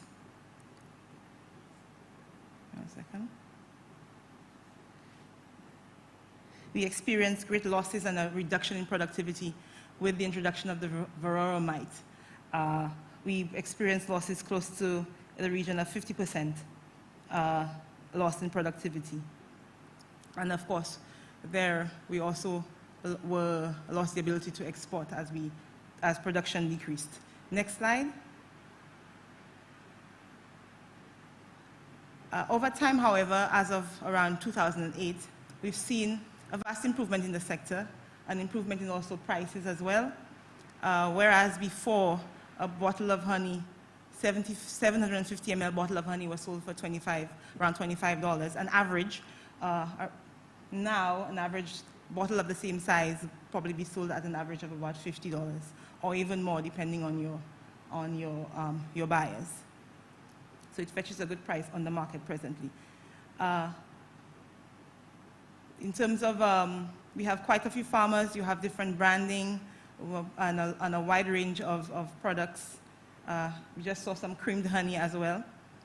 In terms of the the type of hives used on island, of course, as is common, the Langstroth is the dominant type of hive used, but you'll also find the top bar and the Peruvian hives on the island as well, which were recently introduced. Next slide, please.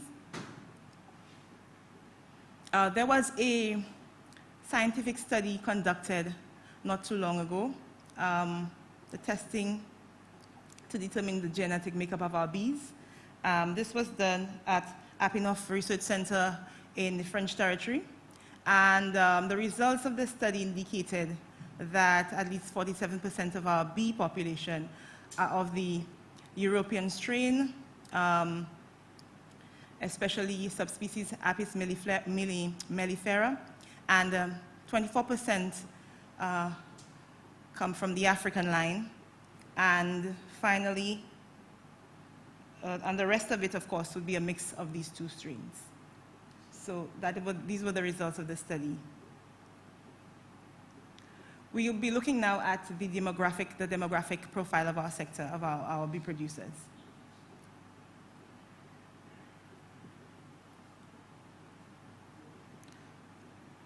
Presently, we're conducting a survey to determine, to get a better picture of our apiculture sector, our farmers, productivity, and so on.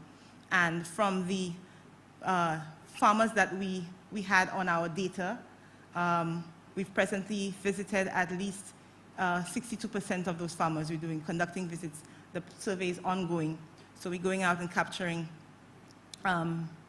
up-to-date data on what is happening in the sector. This is where we're at. Next slide, please. So far, we've determined that this is a breakdown of the ages in terms of our beekeepers. And you will realize that most of our farmers are middle-aged, in the over 55, so in the older range. Okay, and at least 1% less than 25 years of age. Next slide, please. In terms of gender, of course, you'd realize that the majority of our beekeepers are male, and we have a small percentage of females. But we're happy that the females, the ladies, are participating in the sector. In terms of the apiaries, we realize that most of our beekeepers manage less than three apiaries, and the majority, and the, can't really see this clearly.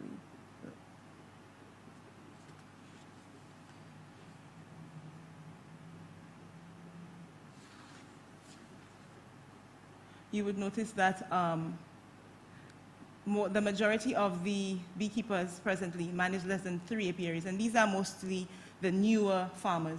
Those, because there's been quite a bit of training on island, training by the ministry as well as training by our clusters, training by IAC and some of the other clusters on island. There's quite a bit of training that has been done, and you have a lot of new farmers, young persons becoming interested.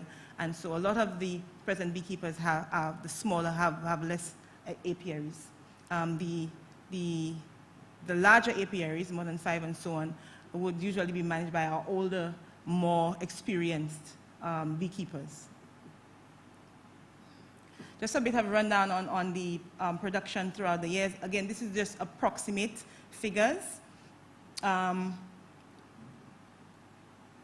Approximate figures throughout the years. You're looking at from an average of 7 gallons from 2012 up to, we saw a bit of decreasing in the figures over time. And so again, averages again about 4 or 5 gallons per hive over time. Okay?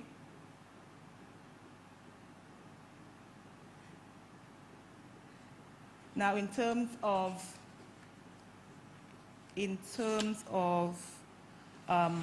the successes, the challenges, some of the successes we've had in the sector, we've noticed over time improved honey supplies as compared to the past 10 years. We're in the process of trying to begin a national, to establish a national processing facility. There have been a few hiccups with that, but we're in the process. The facility is on the ground, and we're hoping we can commence operation of our national processing facility for honey so that we can establish certain standards, HACCP and other food safety standards moving forward.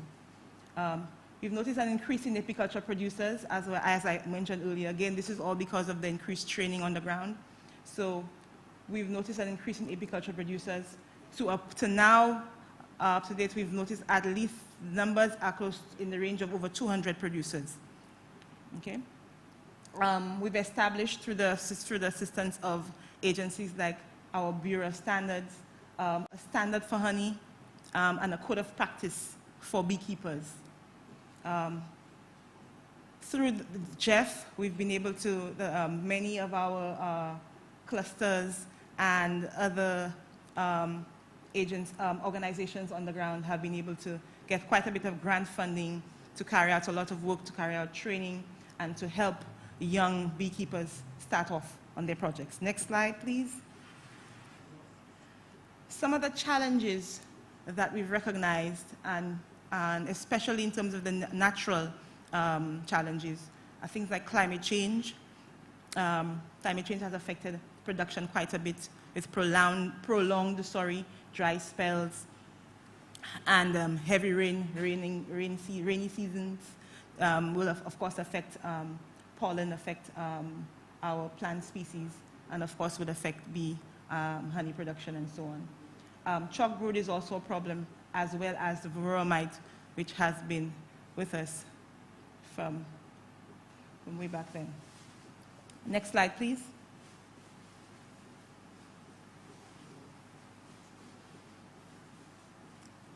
Too fast. Some of the ongoing projects that we've seen, some that have taken place already and are presently ongoing.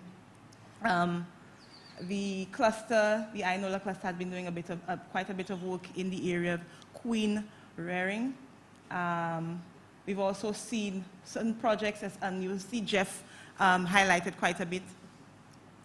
Jeff, SGP, UNDP projects funded by these agencies, diversifying the apiculture sector in St. Lucia, processing and harvesting of apitoxin and propolis, and the development of an apiculture tour. Again, these were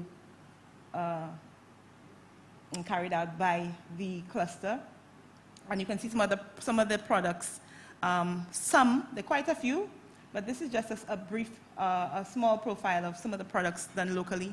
So many products done in St. Lucia, everything from, of course, the base product, honey, to candles, to lip balm, to lotions, of course, wax, propolis, and the rest.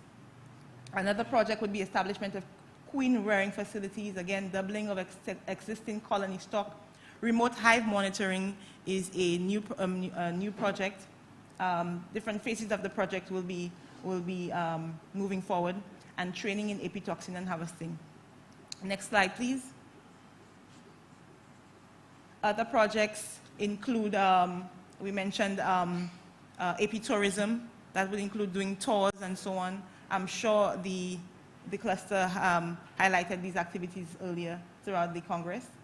There have been a few studies, lab testing done on our honey to determine more or less characterization of our honey,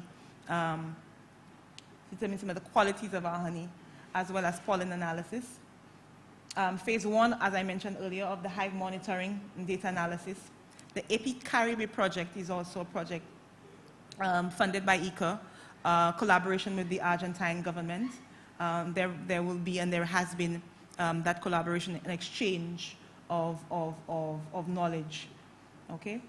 The BCT project is also a project that looks at helping our beekeepers become export ready and working towards increasing production on island with the ultimate objective of exporting honey. So in that project, we're looking at also, we've done lab testing of the honey to determine qualities, helping set up standards for the farmers, for our cooperatives. So this is the way we're looking at as well. Next slide. In terms of future projects, there is the apiculture, the catalyst for sustainable development in small island states. This is a very big project launched by Jeff. You would have heard a bit of it at the beginning of the Congress. Online apiculture training videos have been, this is also some of the plans done by some of our clusters. Next slide, please. The launch of the Hive Keep AR, the beekeeping app. I'm sure you heard a bit of that as well. Phase 2 is also planned in the future for the hive monitoring data analysis project, and the launch of a digital newsletter, again, by our clusters. Okay? Thank you so much for your time. I just want to highlight as well, in terms of St. Lucia, there are presently restrictions. We do not import any honey products. This is again to safeguard our sector. And just want to make sure I don't miss anything. Yes, I just want to highlight that particular aspect. Thank you very much for your time.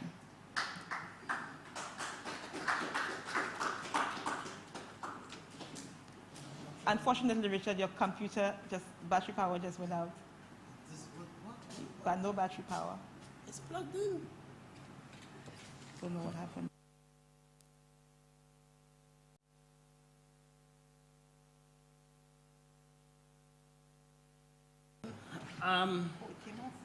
No, I don't know. I'm not sure. All right, guys. Well, I'm unable to get any questions because my computer's just rebooting.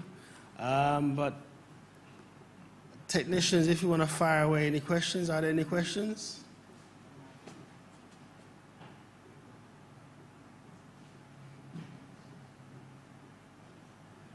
Questions? No. No questions. Okay, that's good. So let's try to move on to the next presentation. the next presentation would be, we've done Tobago, we've done Dominican Republic, Antigua. That would be my good friend,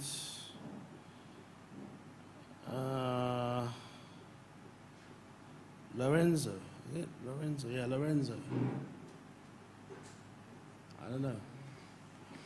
I'm blind, guys. I don't have a functional computer in front of me yet. Anybody saying they want to go next in the group? Sorry? Or we want to bring on Martinique? Guadeloupe? Okay. Who's going to come up and do the Martinique introduction? Come, Jake, one of y'all. One of y'all, man. Come on. One of you. Yeah. Martinique. Hello? Martinique? Oui, Martinique. Okay, speak. Alain Loff. Bonjour Martinique, c'est Congrès la qui a porté cette ici. Nous bienvenue, nous avons écouté présentation et nous allons continuer la présentation qu'on nous espère écouter. Ok, pas de problème. Donc, alors, je vais présenter donc.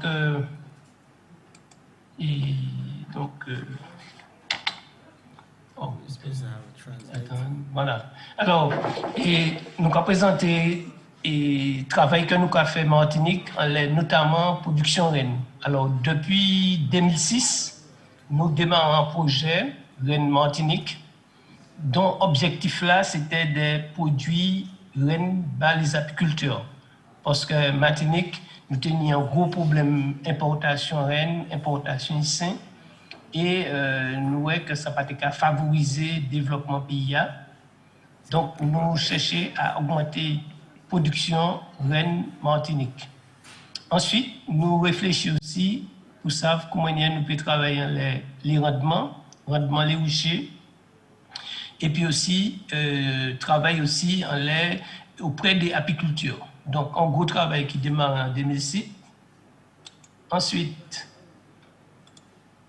2012, nous vraiment assis travail sélection, c'est-à-dire nous travaillons sur les souches d'abeilles, notamment et puis en société qui travaille appelé Apinov, nous faisons un inventaire de toutes les races abeilles qui sont Martinique. Et nous voyons effectivement que l'abeille noire là est dominant et nous voyons que faut que nous travaillons en la diminution douceur là et puis problème essaimage là. Alors côté 2017, donc 2012 jusqu'à 2017, nous et à partir de 2017, facteur maintien travail là et mettait en place un réseau d'apiculteurs qui travaille en les comment ni les meilleures abeilles possibles dans les territoires là. Et projet à nous créer projet apitopique. Donc c'est un projet qui démarré côté 2017 et objectif là c'est de tester travail les apiculteurs qu'a fait dans le réseau. Ensuite là nous avons montré comment il y a des jeunes rejoignent nous. Donc il y a un bon jeune qui a rejoint filière apicole là. C'est important parce que j'ai appris que moyenne d'âge les apiculteurs martiniquais il y a à peu près à la cinquantaine. Donc plus nous ni jeunes qui a participé, mieux ça vaut. Là c'est toujours travail de sélection. Donc pour faire travail de sélection, groupe apitopique là qui a fait formation, qui a fait cellule royale, qui a fait reine, et nous avons distribué les apiculteurs pour diminuer les qualités génétiques cheptellio. Ensuite, là, nous finissons par les types de manière travail à développer les sélections. Je vais présenter comment les filières apicoles là qu'a présenté comme Martinique. Alors, l'apiculture en Martinique, c'est plus des ruches qui installées. Nous pas qu'à faire le déplacement de ruches. Les ruches là plutôt sédentaires. Les exploitations, en gros, il y a à peu près à 100 ruches. Les plus gros, ni 700.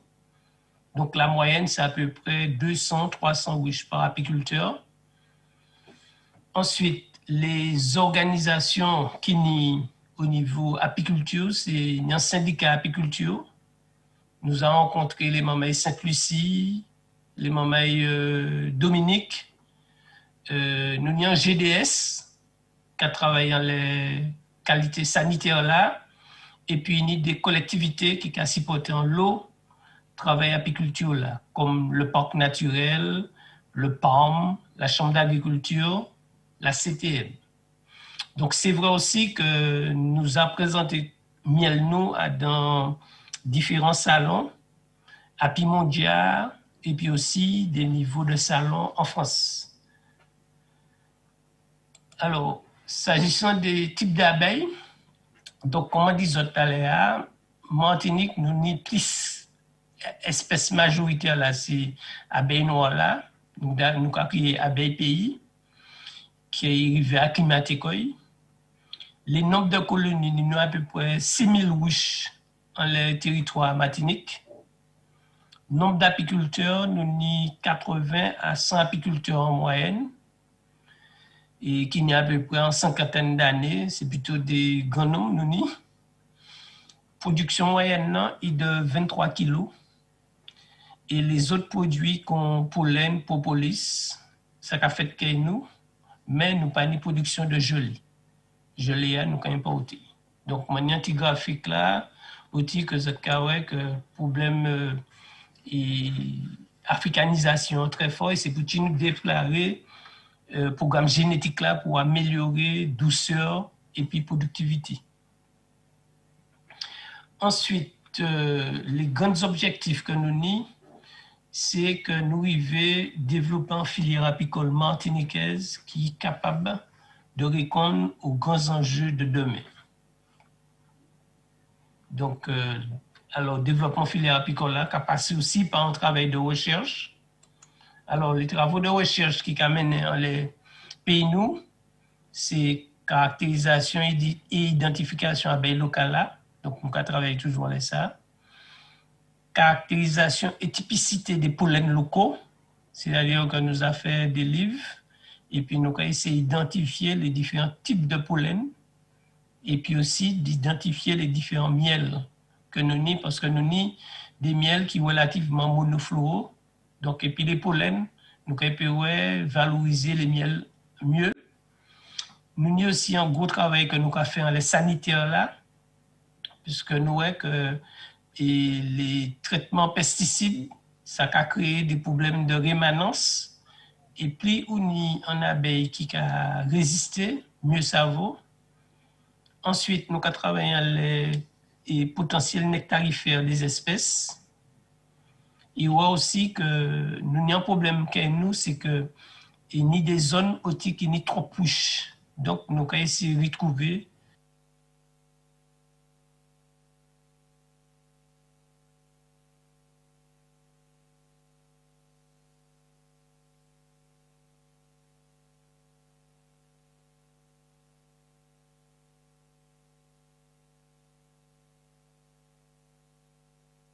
Alors voilà, en gros, m'ont présenté cette filière apicole Martinique. Donc, je remercie les autres en l'eau de faire nous participer à dans et congrès là. Merci.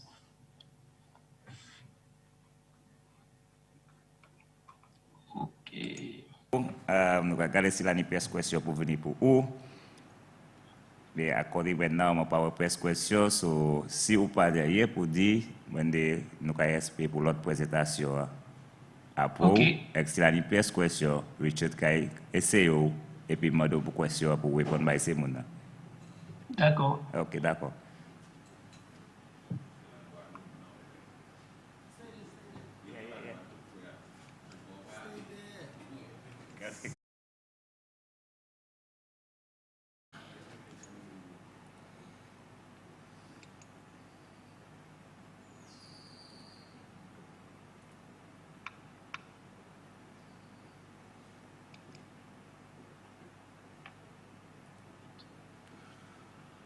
Okay, any questions? And we will translate them across for you, but interpretation is working well. Okay, that's great.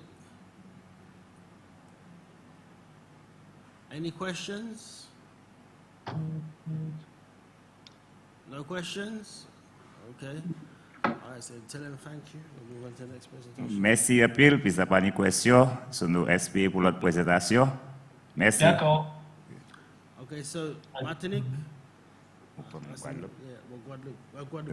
Et puis Guadeloupe pour Hapa, oui, pour présenter. Est-ce que Guadeloupe a dit d'accord là?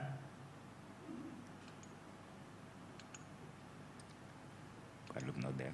All right, he's not there. Okay. All right, well, let's move on with the presentation. Thank you, Jeg. My French ain't so good, so I would not embarrass myself in a global audience like this. But let's push on to the next step. All right, so our next presenter, who is there? Kurt. Okay, technical team, can we play the Suriname video? The 4 meg video on the jump drive. The 40 meg, 400 meg video. While we wait, Kurt Santiago versus about a website and social media. Kurt, we're trying to get you all going. I don't see anybody, any other presenters there. I'm here. A man with many backgrounds, man. You got a whole media team in back there, man. Yeah, while you're setting up, I'll just give a brief intro. Richard, is that okay? Wonderful, sir. Perfect. Yeah, okay. Thank you, colleagues. As opposed to many of the persons in the conference now, I'm not a beekeeper per se. I work with ICA. I'm the regional coordinator for the Caribbean and also the ICA representative in Suriname. But I am St. Lucian. I'm a national of St. Lucia. And our work basically is to promote sustainable development activities. And honey is one of the strategic crops, honey production and apiculture. That's one of the strategic activities that we have been promoting in the Caribbean. As a matter of fact, many of the references to the Peron hive technology you would see would have started with ICA's work in the islands. And you're going to see a video, and we just chose one of the videos that would kind of show our approach in dealing with apiculture, where we are trying to marry the different strengths of apiculture, which is the rearing of bees as a nature-based solution, the promotion of beekeeping as an economic activity, but also incorporating that as a green solution, which allows for community-based protection of natural resources, and also as a technology which could incorporate all generations in situ in rural communities, which is beneficial when you're looking at the issues of rural to urban migration, etc., etc. So there are many aspects of apiculture which are beneficial to our own development agenda that could make it a very viable and highly valuable strategy for our countries in the region. The Peron hive technology and the concept of permanent apiculture we're promoting has a lot to do also with actually trying to look for more environmentally friendly ways of exploiting bees. So we also have that responsibility not only to extract from the bees, but also seek technologies which are more favorable to the expansion and growth of bee populations in the region. Thank you. Kurt, I think the team's ready. You ready, gentlemen?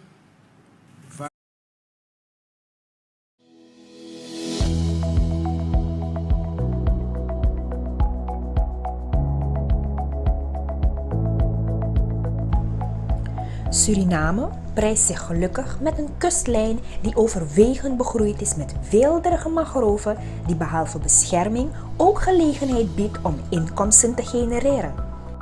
Helaas hebben opeenvolgende jaren van natuurlijke kusterosie en landschapsverandering voor landbouw en industriële doeleinden, als ook urbanisatie, de grootte van het mangrovengebied doen afnemen. Daarmee zijn onze kustgemeenschappen blootgesteld aan de verwoestingen van de negatieve gevolgen van klimaatverandering, met name de zeespiegelstijging. One of the main challenges for ICA in the Caribbean region is the fact that the Caribbean region is one of the most vulnerable locations on the surface of the planet to one, the effects of climate change, and also we have very fragile economies in the Caribbean that are highly susceptible to economic shock.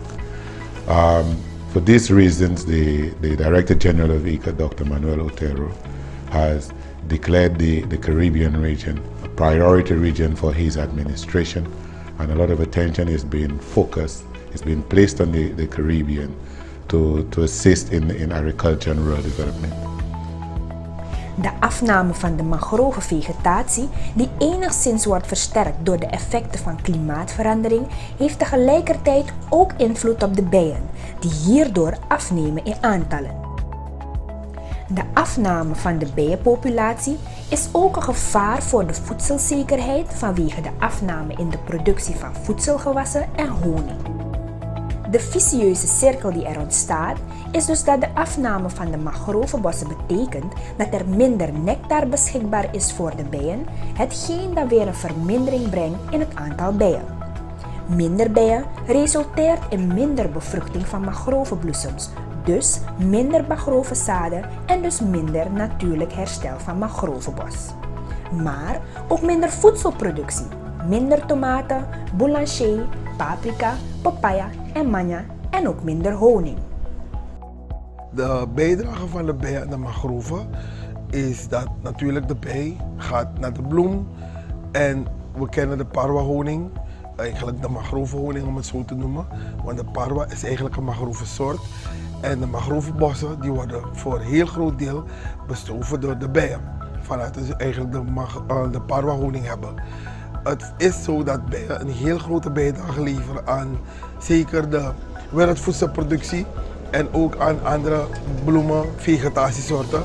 En zeker voor onze mangrovenbossen die heel belangrijk zijn voor eigenlijk de kustbeschermende factoren, leveren de bijen een heel grote bijdrage aan het in stand houden van de bossen. Inspanningen die gericht zijn op het verminderen van de negatieve effecten van klimaatverandering in het Caribisch gebied zijn grotendeels gericht op fysieke, kunstmatige, beschermende oplossingen en het rehabiliteren van mangroven middels herbeplanting van de getroffen gebieden. Hoewel deze benaderingen in een zekere mate een succes hebben, is er een effectieve integrale aanpak nodig voor een duurzame kustbescherming. De ICA heeft in samenwerking met haar partners UNDP, GCCA+, het ministerie van LVV en onderwijsinstellingen gemeen de eerder genoemde achteruitgang van mangrovenbos op een innovatieve manier aan te pakken door introductie van de permapicultuur. De overheid is ook bezig met de bevordering van de bijenteelt in Suriname. We proberen dat te doen door mensen te trainen, begeleiden, assisteren en ook met regelgeving. De situatie van de bijenteelt nu is dat we dan 40 imkers hebben. Er zijn meer mensen die opgeleid zijn, maar 40 mensen zijn actief. Gemiddeld, ik kan niet praten over een gemiddeld, sommigen hebben 2. Op het moment dat je 1 bijenvolk hebt, ben je al een imker. Ja, de grootste is iets van tussen de 300 en 500 volken. Maar er zijn ook wat bedreigingen voor de sector. In die zin van de urbanisatie, mensen kappen hout, de bevolking groeit, verdwijning van drachtgebieden En wat we niet moeten verwaarlozen, klimaatverandering speelt ook een rol bij de productie van honing. UNDP, in its collaboration with ICA, we've decided to ensure that we can provide the beekeepers with new methodologies, new approaches to ensuring that they can continue with the production of honey, and to ensure that that can be done in a resilient way, and to ensure as well that the livelihoods of the beekeepers can be protected, particularly given the changes that are taking place in the mangrove forest, given the fact that the mangrove forest is in fact under threat as a result of sea level rise and as a result of global warming and the changes taking place in the environment in general. Een nieuwe aanpak waar de permacultuur wordt gekoppeld aan de rehabilitatie van mangrovebossen is het idee dat door verhoogde bestuiving van mangrovebloemen door bijen de productie van mangrovezaden aanzienlijk zal verhogen. Hoe hoger de zaadproductie, hoe groter de kans op succesvolle natuurlijke regeneratie. Dit vormt een aanvulling op de kunstmatige fysieke beschermende oplossing en reduceert de kosten voor het bouwen van infrastructurele werken. In plaats van de traditionele rechthoekige of lijnstrofhive die de bijenteeltsector wereldwijd gebruikt, wordt in dit project de Perona-hive-technologie geïntroduceerd door het ICA. Deze technologie draagt bijen terug te brengen naar de natuurlijke mogelijkheid om een bijenkorf te ontwikkelen op basis van hun eigen natuurlijke instincten. De launch of the hive is natuurlijk niet een systeem die we afkeuren. Het is een systeem die eigenlijk al wereldwijd al jarenlang bekend is. Maar het verschil is eigenlijk dat de klimaatsverandering die we hebben, die ook invloed heeft op bijen, zal inderdaad een bij onder natuurlijke omstandigheden die zelf kan bepalen hoe zijn raadstructuur is, zijn leefomstandigheden. Het feit is dat de structuur van de raad ook de temperaturen van de kas in balans houdt, zal hij in principe een betere bijdrage kunnen leveren onder die bijzondere omstandigheden. Ja, mijn naam is David Richanel en ik vertegenwoordig een paar imkers in Coroni. Bij de longstrofkasten is het namelijk zo van dat je elke dag, elke seconde bezig kan zijn met de bijen. Je ziet hoe ze vliegen, je ziet hoe ze werken. Daar kan je duidelijk merken wat het probleem is. Heb je zo'n kennis en ervaring opgelopen, is het dan beter en belangrijker en dan makkelijker om te werken dan in de Perona-hive-kasten. Want in de Perona-hive-kasten moet je eigenlijk ervaring hebben om gewoon van buiten uit te kunnen zien wat zich binnen afspeelt, zonder dat je in die kasten gaat. Doordat de Perona-kasten dicht bij de mangrovebossen worden geplaatst, levert deze aanpak een bijkomend voordeel op. De negatieve spiraal van achteruitgang van mangroven en minder bijen wordt verbroken en alle negatieve effecten worden teruggedraaid met als resultaat hogere productie van mangrovezaden, parwa-honing en andere bijenproducten. De duurzame voordelen die dit oplevert voor kustbewoners zijn daarom ook meer inkomsten en betere regeneratie van mangroven. Dit zal gunstig zijn voor de mangrovebossen, waarmee ook door mensen opgezette woongemeenschappen beter beschermd zullen worden tegen klimaatverandering. De vooruitzichten van honing van bijenteelt in Suriname zitten goed. Onze honing is een heel goede honing. Wij proberen natuurlijk zoveel mogelijk voorlichting te geven. We proberen zoveel mogelijk ook te kijken wat onze honing, behalve een lekker zoet middeltje, maar ook voor de gezondheidssector. Daar zijn we al een geruime tijd mee bezig om ook onze honing te brengen aan de man als het gaat om wondbehandelingen, als het gaat om andere cosmetische zaken zoals gezichtsbehandeling, haarverzorging, noem maar op. Omdat de honing daar zich heel erg sterk voor maakt. En verder denk ik dat als we eerder gaan bundelen, want dat is de kracht van eigenlijk elke sector, is bundelen, samenwerken, elkaar proberen te begrijpen en inderdaad één vuist maken om eigenlijk in het licht te komen van de wereld die weet dat Surinaamse honing eigenlijk wel goed is. Mensen gaan het niet voor ons doen, wij moeten het zelf doen.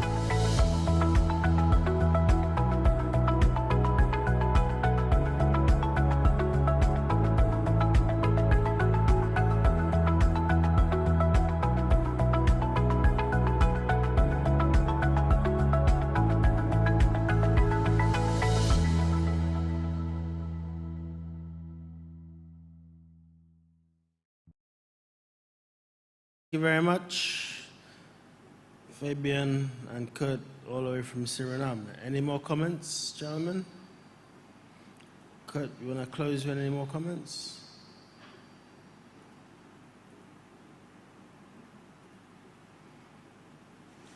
Okay, I guess you can't hear you, Kurt.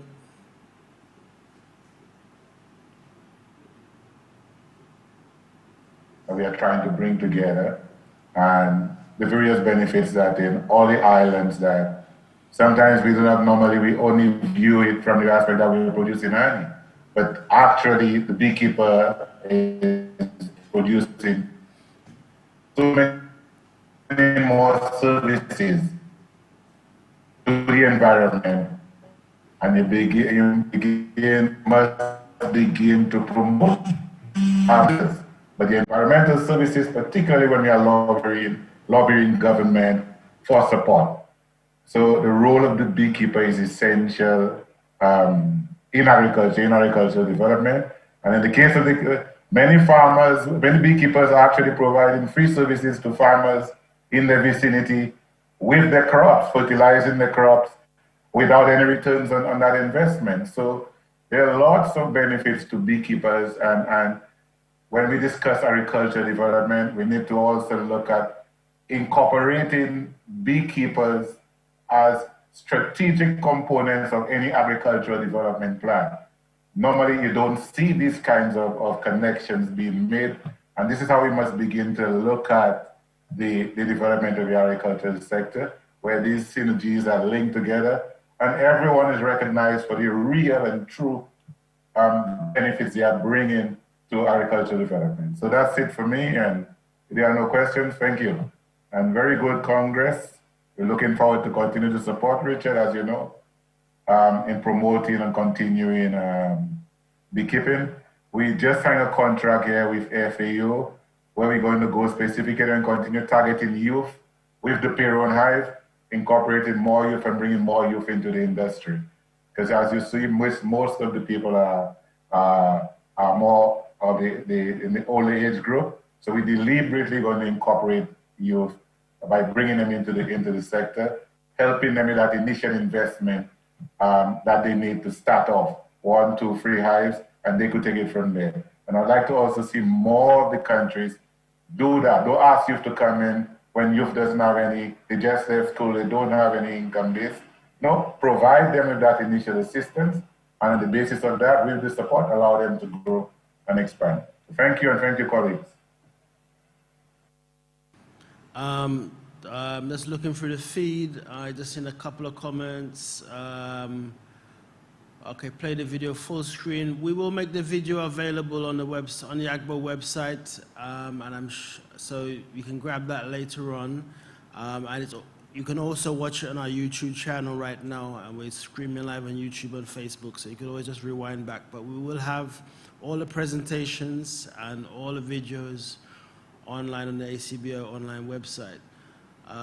Nicola Bradbeer says, very nice to see you using the Peron hives. Well done indeed. So that's great, from all the way from the UK. Peter Mitchell, the discussion today showed me the integration between traditional beekeeping science. Bravo. Yep, that's one of the key things that we need to do. A lot of our beekeepers in the Caribbean are stuck in the old craft, and they haven't been able to embrace the science as of yet. So one of the things I see that is coming through, that we are finding that marriage between scientific research, collecting data, compiling data, and then marrying that with the craft, marrying the craft and the science. Because apiculture is really 50% craft and 50% science. And I think what has been practiced, why we haven't been able to reach our peak in the Caribbean, especially I can speak for St. Lucia, we haven't been able to reach our peak in St. Lucia because it's been all craft and no science. So now that we're now bringing the two together, I think we'll be able to make a concerted effort in really growing the industry. Any more comments from anybody? Nope. Okay, so we've got 4 presentations left. Guadeloupe, French Guiana. I think Dr. Poirot will do French Guiana tomorrow with his presentation. I'm not sure if he wants to do it today. I don't see him logged in. Guadeloupe, were you able to get Guadeloupe sorted out? Were you able to get Guadeloupe sorted out, Ron? Marlon, sorry, Marlon. Mr. Bueno, Mr. Bueno, Benoit Foucan? He hasn't come back to us yet. Okay, well, there's always tomorrow. So it looks like, and I have to do St. Kitts. The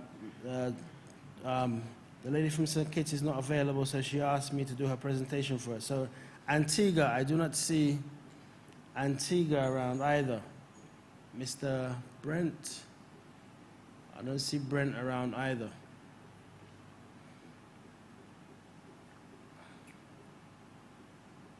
I don't see Brent around either. All right, so I guess that looks like that's it. So, I mean, I can do St. Kitts and we can call it a day. Okay, give me 2 minutes. Wait, we want to run a video while I get the St. Kitts, run the Vita B while I get St. Kitts hooked up. Killer Mike, please.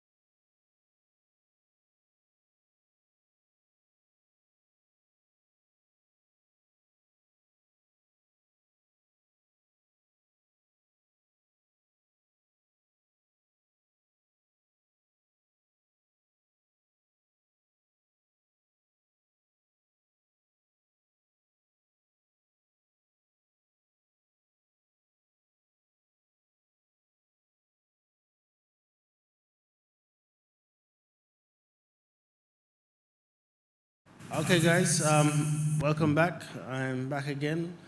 We're going to go and do this. I'm going to quickly run through the St. Kitts and Nevis presentation for them. So, technical team, when you're ready, let me know.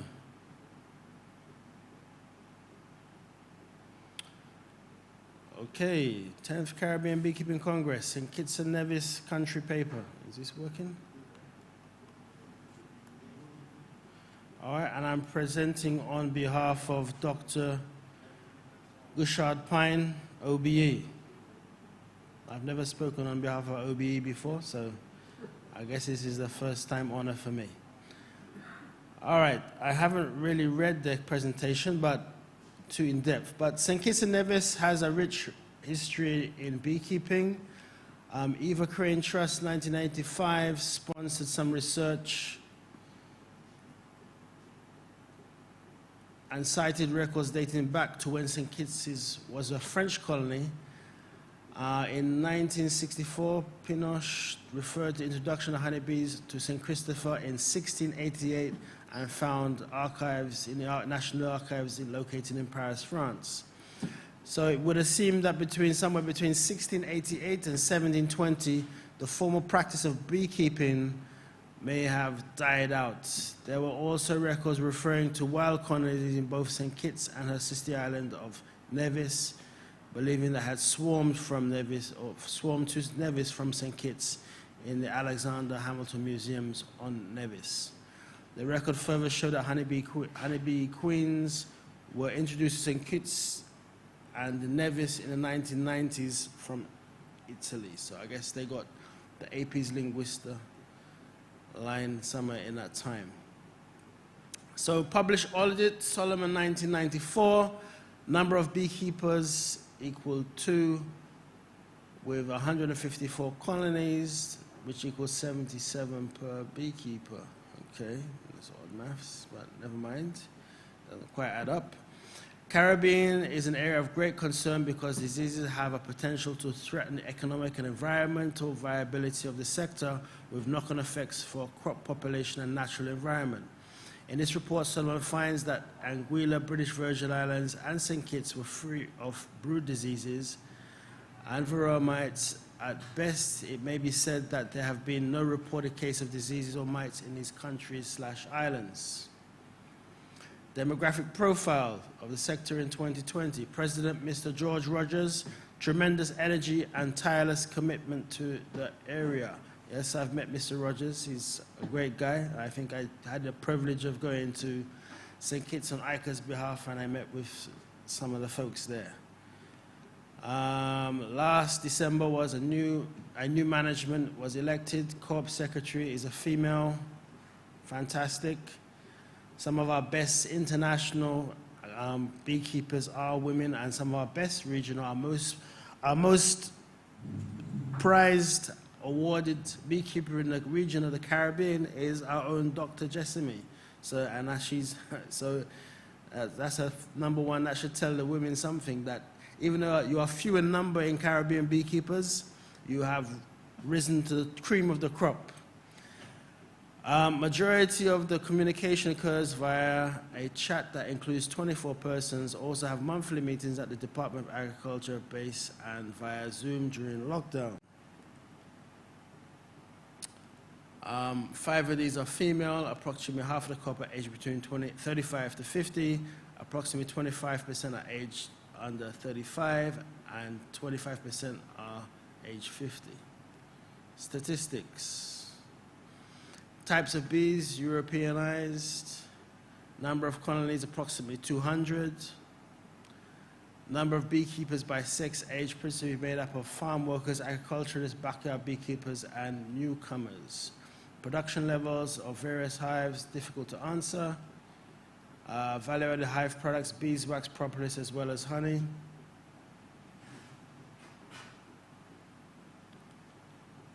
Okay, UNESCO, I think these are ongoing projects that have happened this year.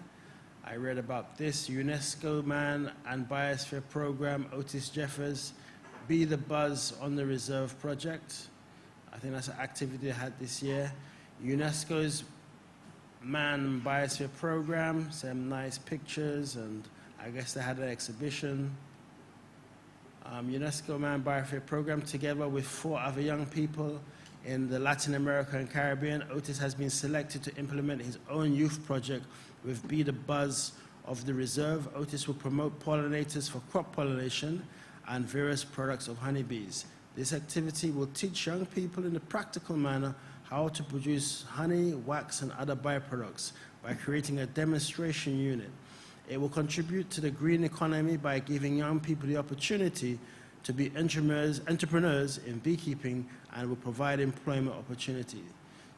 This project is funded by the Flemish government of Belgium, aims to improve the social economic development of young people living in the biosphere reserves in Latin America and Caribbean region, and there's links on this page to further information. So success and challenges to growth in development. The Federation of St. Kitts and Nevis has taken steps to revive its beekeeping industry. The Ministry of Agriculture has joined forces with the Embassy of Argentina, which is based in Barbados, and the Inter-American Institute for Cooperation on Agriculture for a beekeeping investigative mission. And Registrar of Cooperatives and Department of Agriculture, Clyde Thompson, said that many persons are unaware that a fully functional beekeepers cooperative produced local honey years ago. And I think this is, he said, a significant decrease in the production of local honey prompted the need to revive the once profitable industry. The local people don't trust the imported honey because they know that local honey is of good quality, he said. And finally, there is some links to, I think, the Argentinian project with St. Kitts and Nevis via ICA. Okay, and here are some pictures. Stennett, the Honeyman, Harvey, 2012. Bees for Development, picture of bees in St. Kitts, and I can't read that one there, but I believe that's probably some mentoring activity there happening in St. Kitts. Future projects.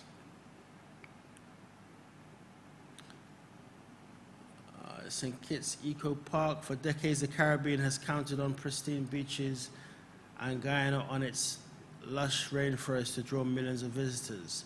Now the region's countries are increasingly looking to broaden the draw with bee tourism, also known as apitourism, at a time the populations of more than 700 North American bee varieties are in decline, according to the Center of Biological Diversity. Okay, so I guess this looks like a beautiful picture. All right, Nature's Honey Harvest, so I think, I'm not sure what this is about. And I think that's the end of the presentation. Any questions? So that's St. Kitts. Antigua, we've lost them. Not seeing anybody from Antigua here today. So I think at this juncture, we can call it a day. We actually finished 6 minutes ahead of schedule. We planned to finish at 4:30 today, and it's now 4:24. So I would just like to thank everybody for their participation and guidance and support. We start tomorrow morning at 9 o'clock sharp. Our keynote presenter will be Mr. Benjamin Poirot of France, of Apinov, the organization Apinov of France. It's going to be a really good day. We've got the panel discussion as well. And on top of that, we've also got Miss Jennifer Holmes, will be participating from Florida. And then we're going to try and kick in the afternoon. I'm going to try to put in a presentation from Argentina, and then we'll have our AGBO AGM, and I guess the president will circulate more information on that in the course of the night and maybe the early hours of tomorrow morning. So for everybody here in sunny, the Helen of the West, St. Lucia, I bid you all farewell and good night. And thank you very much for your patience and your support and keeping us company and your contributions during the course of the day. So I'm out of here. Peace. Love you guys. Thank you very much. Good night. All the best.